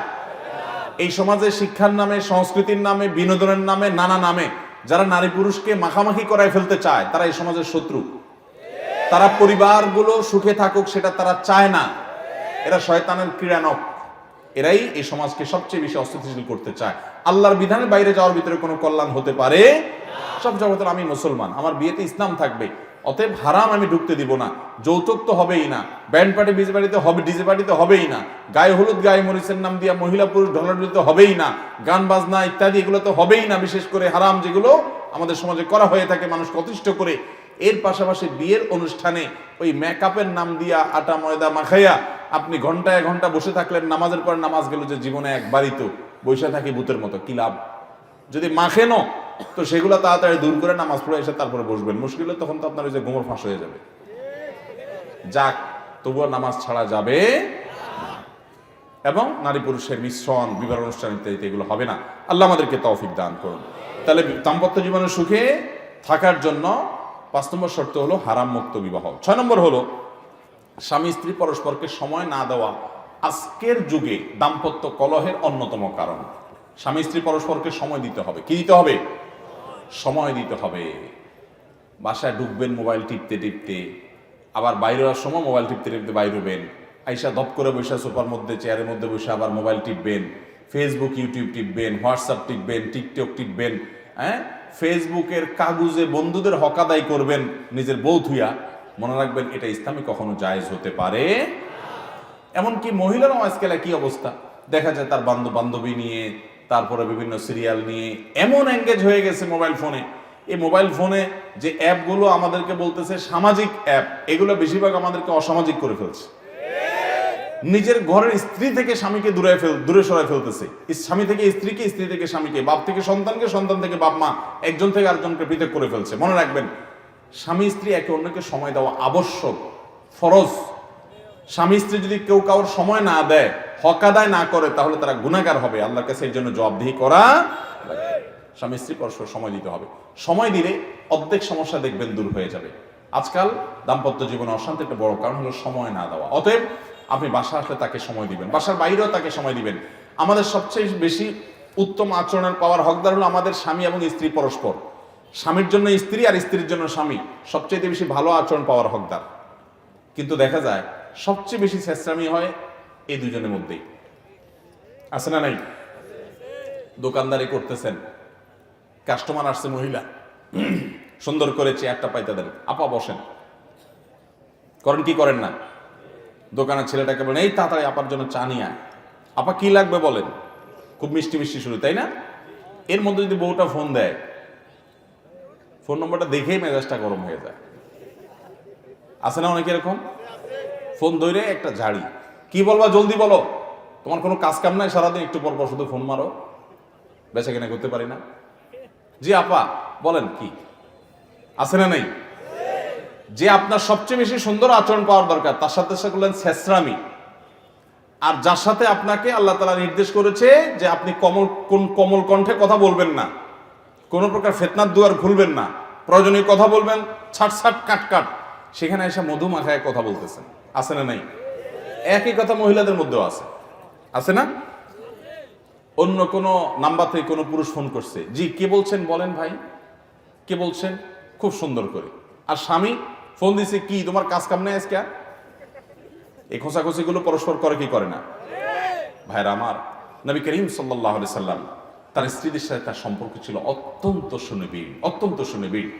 ডক্টর খন্দকার আব্দুল্লাহ জাহাঙ্গীর রহমাহুল্লাহ তার এক বক্তব্যে বলেছিলেন যে অনেক সময় ধরেন একটা মসজিদে দান করার খুব একটা জরুরি না, শৌখিনতার কোনো একটা আইটেম আছে, এটা কেনা হবে, আপনি সেই মসজিদে দান করার একটা অপশন আসছে, আপনার কাছে 20টা টাকা আছে, ওইটা দিয়ে আপনি মসজিদে দান করতে পারেন। আবার এদিকে আপনার স্ত্রী তার জন্য আপনি ভরণ পোষণ দেওয়া দরকার, তার জন্য কিছু খাবার কেনা দরকার, তার গরমে কষ্ট করছে, একটু আইসক্রিম দরকার। আপনি ওই 20 টাকা যদি মসজিদে যদি খুব বেশি দরকার থাকে দিলেন, কিন্তু খুব বেশি দরকার নাই, তাহলে ওই টাকা দিয়ে আপনি যদি একটা আইসক্রিম কিনে বইয়ের জন্য নিয়ে যান, ভালোবাসা সৃষ্টি হওয়ার জন্য, সম্পর্ক বাড়ানোর জন্য, তাহলে সব বরং একটু বেশি হবে। বুঝেন নাই কথা? সাধারণ অবস্থাতে আপনার স্ত্রী, এবং এবার একটা হাদিস আছে, নবী সাল্লাল্লাহু আলাইহি ওয়াসাল্লাম বলেছেন, তোমার অনেক সওয়াবের কাজ, অনেক ভালো কাজ, সেই জায়গায় খরচ করার চাইতে তোমার স্ত্রীর মুখে খাবার তুলে দেওয়া অধিকতর উত্তম। তবে হ্যাঁ, এর মানে এই না যে মসজিদের ফরজ কাজ, অন্য সব কাজ বাদ দিয়ে শুধুমাত্র বউর জন্য আইসক্রিমই কিনতে থাকবে, এটা না। যখন দুইটা লেভেলে থাকবে, আপনি প্রাধান্য দিবেন আপনার স্ত্রীকে, এটা হলো নির্দেশ। অতএব সময় দিতে হবে স্ত্রীকে। 7 নম্বর যে পরামর্শ দাম্পত্য জীবনে সুখী হওয়ার জন্য, তা হলো শুরুতে আগে থেকেই জেনে রাখবেন, বিয়ের আগে থেকেই, যে একসাথে চলতে গেলে যৌথ জীবনের শুরুতে অনেক বোঝাপড়ার গরমিল হবে। 2-4-6 মাস, 1 বছর, 2 বছর, 4 বছর হবেই, কিন্তু এগুলো আস্তে আস্তে ঠিক হয়ে যাবে। এগুলো আস্তে আস্তে কি হয়ে যাবে? ইনশাআল্লাহ ঠিক হয়ে যাবে। নদীর 2 কূলের মতো। অনেক সময় দেখা যায়, সব সময় না, অনেক সময় দেখা যায় 2 কূলে অনেক ঢেউ, মাঝখানে অনেকটা শান্ত। দাম্পত্য জীবনের শুরুতে, বিশেষ করে শুরুতে অনেক অশান্তি হয়, কারণ ওই যে ম্যাচ করতে করতে অসুবিধা হয়। এরপর আস্তে আস্তে ঠিক হয়ে যায়। বিশেষ করে মহিলাদেরকে বলবো, স্বামীগুলা যদি অমানুষ হয়, জুলুম করে, একটু সবর করে, আল্লাহ আল্লাহ করে 2-4টা বাচ্চা যদি হয়ে যায়, বাচ্চাগুলো যদি বড় হয়, এই বাচ্চাগুলো সব এক একটা আপনার সৈনিকের কাজ দিবে। তখন দেখবেন আপনার স্বামীটা বেয়াদবি করার আগে চিন্তা করবে, কারণ পোলাপান সব কার পক্ষে যায় দাঁড়ায়? সাধারণত সবগুলা মায়ের পক্ষে দাঁড়াবে। বুড়া তখন কথা বলতে 30 বার চিন্তা করবে। তো আমাদের অনেক মহিলারা আছে, বোনরা আছে, বুঝে না। আরে ভাই, সবর করেন না, একটা সময় যাবে, দেখবেন যে এগুলো আর একটাও থাকবে না। এবং সবর করতে হবে, সময় পার করতে হবে। আমাদের সমাজে আপনি দেখেন, প্রত্যেকটা সংসারে, প্রতিটা ঘরে একটু খেয়াল করে দেখেন, যারা বুড়ি হয়, বুড়ি বয়স্ক মহিলা, তারা দেখবেন বুড়াদের উপরে ছড়ি ঘুরায় শুধু। দাম্পত্য জীবনের শুরুর দিকে এসে জোয়ানকালে বুড়া হয়তো বহুত জ্বালাইছে, কিন্তু যখন ছেলে মেয়ে হয়ে যায়, নাতিপুতি হয়ে যায়, অনেক বাহিনী হয়ে যায়, তখন কিন্তু বুড়ি ছড়ি ঘুরে থাকে। তখন বুড়া কাচুমুচু করে, আইসা চোরের মতো আস্তে করে দুটো খাই আবার বাইরে চলে যায়। বাসা খুব একটা প্যাপে করার সুযোগ পায় না, মসজিদে বসে থাকে। আর জায়গা না পেলে মুয়াজ্জিনদের সাথে কেসকেস করে, খাদেমদের সাথে কেসকেস করে, কারণ বাসায় খুব একটা ভাত নাই। এটা বাস্তবতা। অতএব যে সমস্ত বোনরা চুন থেকে নুন খসলে বাবার বাড়ি চলে যান, তাদেরকে বলবো একটু ধৈর্য ধারণ করেন, একটু সময় পার করেন, বুড়ার সুয়ের মতো সোজা হয়ে যাবে। বুড়ার পিঠ বাঁকা হয়ে যাবে এক সময়, কিন্তু ভিতর থেকে সুয়ের মতো সোজা হয়ে যাবে, কারণ বাহিনী সব আপনার পক্ষে থাকবে। তখন একটু সবর করতে হবে। আল্লাহ আমাদের সবাইকে দাম্পত্য জীবনে সুখী হওয়ার তৌফিক দান করুন। তাহলে ভাইরা আমার, দাম্পত্য জীবন সুখী হওয়ার জন্য দিনদারিতাকে অগ্রাধিকার দিয়ে আত্মীয়তা করতে হবে। সব কিছুতে ছাড় আছে, দিনদারিতাতে কোনো ছাড় হবে। এবং দিনদারিতার মানে কি সেটা আমি ব্যাখ্যা করেছি। দ্বিতীয়ত, সঙ্গীকে কখনো তার দুর্বল জায়গা আঘাত করা যাবে না, বরং তার দুর্বল জায়গাগুলোকে প্রলেপ দিতে হবে, অর্থাৎ কোনটা বললে তিনি খুশি হবেন সেটা চেষ্টা করতে হবে। তৃতীয়ত, অন্যের সুখের মিথ্যা গল্প এটা টেনে এসে সংসারে অশান্তি করা যাবে না, যথাসম্ভব সেগুলো বলা বলি করা থেকে বিরত থাকতে হবে। চতুর্থত, একে অন্যকে ক্ষমা করতে শিখতে হবে। একসাথে থাকতে গেলে অনেক ঝামেলা হবে, এত সিরিয়াস হলে হবে না, এগুলো সবগুলোকে ক্ষমা করে সামনে আগাইতে হবে। 5 নম্বর হলো হারাম মুক্ত বিয়ে করতে হবে। বিয়ের মধ্যে হারাম কাজ থাকলে সে বিয়ে সুখী দাম্পত্য জীবন আপনাকে দিবে না। 6 নম্বর হলো সময় দিতে হবে। মনে রাখবেন, সময় দেওয়া আপনার কর্তব্যের অংশ, আপনার জন্য এটা আল্লাহর পক্ষ থেকে নির্দেশ যে আপনার স্ত্রীকে আপনি সময় দিবেন। ওয়াশিরুহুন্না বিল মারুফ, এবং স্বামীর জন্য, স্ত্রীর জন্য আবশ্যক তার স্বামীকে সময় দিবেন। অনেক মহিলা আছে, তিনি অনেক দিনের কাজ করেন, দাওয়াতের কাজ করেন, তার স্বামীকে সময় দেওয়ার সময় নাই। আপনার জন্য দাওয়াতি কাজ করা জায়েজ নেই, যে দাওয়াতি কাজ আপনার স্বামীকে সময় দেওয়ার সময় আপনাকে দেয় না। এই জন্য একে অন্যকে সময় দিতে হবে। আজকের যুগে ফেসবুক, ইউটিউবের সময় আমাদের বইয়ের সময়টাও মোবাইলে নিয়ে নিছে, মা বাপের সময়টাও মোবাইল নিয়ে গেছে, স্বামীর সময়টা মোবাইল নিয়ে নিছে, সন্তানের সময়টা মোবাইল নিয়ে গেছে, আল্লাহর সময়টাও মোবাইল নিয়ে নিছে। এটার ইতিমধ্যে একটা মহা আপদে পরিণত হয়েছে। যারা মোবাইলের নিয়ন্ত্রণ করতে পারেন না, তাদের জন্য অনেক ক্ষেত্রে মোবাইল ব্যবহার করা জায়েজ নেই, গুনাহ হবে। যদি এটাকে নিয়ন্ত্রণ করতে না পারেন, তাহলে এটা ব্যবহার করা কি হবে না, জায়েজ হবে। ডাইরেক্ট হয়ে গেছে, অনেকে আছে দেখবেন ডাইরেক্ট হয়ে গেছে, রাস্তায় হাঁটতে হাঁটতে টিপতেছে, ঢুকতে ঢুকতে টিপতেছে, খাইতে খাইতে টিপতেছে, বাথরুমে যাইতে যাইতে টিপতেছে, আস্তে আস্তে টিপতেছে। যুবক পোলাপান দেখেন বাথরুমে গেলে সহজে বাইর হয় না, কারণ হলো মোবাইল সাথে নিয়ে গেছে। আল্লাহ তাআলা আমাদেরকে বোঝার তৌফিক দান করুন। 7 নম্বর হলো দাম্পত্য জীবনের শুরুতে অনেক অসুবিধা হয়, কিন্তু একটা পর্যায়ে এসে স্বামী স্ত্রী একে অন্যের সাথে ম্যাচ করে যায়। অতএব শুরুর সময়টা একটু বিশেষভাবে ধৈর্য ধারণ করতে হবে, আগে থেকে তার জন্য প্রস্তুতি নিতে হবে, একটু আধটু ঝামেলা হবে, তারপরও আমি সেটা মেনে নিব। আল্লাহ তাআলা আমাদের সবাইকে সুখী দাম্পত্য জীবন নসিব করুন। সুখী দাম্পত্য জীবন আল্লাহর দেওয়া দুনিয়ার সবচেয়ে বড় নেয়ামতগুলোর একটি। আবারও বলছি, আমাদের দেশে সুখী দাম্পত্য জীবনটা এখন সোনার হরিণ হয়ে যাচ্ছে, সোনার হরিণ হয়ে যাচ্ছে। আপনি অনেক বড় ব্যবসায়ী হয়েছেন, কিন্তু বউ ম্যানেজ করতে পারেন নাই। আপনি মহিলা অনেক শিক্ষিত হয়েছেন, কিন্তু স্বামী স্ত্রী দুজন মিলে সুখের সংসার করতে পারেন নাই, তো আপনি ব্যর্থ। আপনার জীবনের সবচেয়ে বড় সার্থকতা হলো যে সাংসারিক জীবনে, অর্থাৎ আপনার এই লৌকিক জীবনে, আপনার এই দুনিয়াবী জিন্দেগির সবচেয়ে বড় সফলতা হলো যে আপনার দাম্পত্য জীবনে আপনি সুখী হতে পেরেছেন। আল্লাহ আমাদেরকে তৌফিক দান করুন। বউয়ের সাথে স্বামীর সাথে যদি মা বাপ ইস্যুতে কামড়া কামড়ি হয়, আমি বিভিন্ন জায়গায় বলার চেষ্টা করি, সেখানে খুব বিচক্ষণতার পরিচয় দিবেন। বিচক্ষণতার পরিচয় দিবেন। মহিলারা অনেকে আছেন যে দেবর ননদ এদের সাথে স্বামীর সম্পর্ক থাকুক পছন্দ করেন না। আপনার পছন্দ না হোক, তাও মুখ দিয়া বলেন উপর দিয়া, না না তোমার ভাইটার জন্য তুমি কিছু করো। মনে আপনার অনেক দুঃখ, তারপরও মুখ দিয়া বলেন সংসারের শান্তির জন্য। ঠিক একই কথা ওই যে স্বামীর জন্য প্রযোজ্য, যে আপনার মার ব্যাপারে আপনার বইয়ের অভিযোগ, আপনার বোনের ব্যাপারে অভিযোগ, আপনার ভাইয়ের ব্যাপারে অভিযোগ, বইয়ের অভিযোগগুলো উড়াই দিয়েন না সব সময়। মাঝে মধ্যে বলবেন যে হ্যাঁ তুমি যা বলছো যদি সঠিক হয়, একেবারে ভুল তো তুমি বলো না, কথা তো সত্য, এখন কি করব, আমার মা বোন না হলে উল্টে ফেলাইতাম আমি। এরকম যখন বলবেন তখন বউ চিন্তা করবে যে আমার স্বামীটা বেকুব বেচারা, সোজা মানুষটা ভালো, তবে কি সোজা, বেচারা যদি একটু চালাক হইতো তাহলে এগুলো সবগুলো সাইজ করে ফেলতো।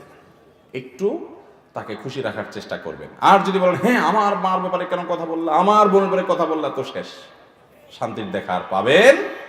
আল্লাহ তাআলা আমাদের সবাইকে বুঝার তৌফিক দান করুন এবং আল্লাহর কাছে দোয়া করতে হবে। সূরা ফুরকানের ৭৪ নম্বর আয়াত, রব্বানা হাব লানা মিন আজওয়াজিনা ওয়া যুররিয়াতিনা কুররাতা আয়ুন ওয়াজআলনা লিল মুত্তাকিনা ইমামা।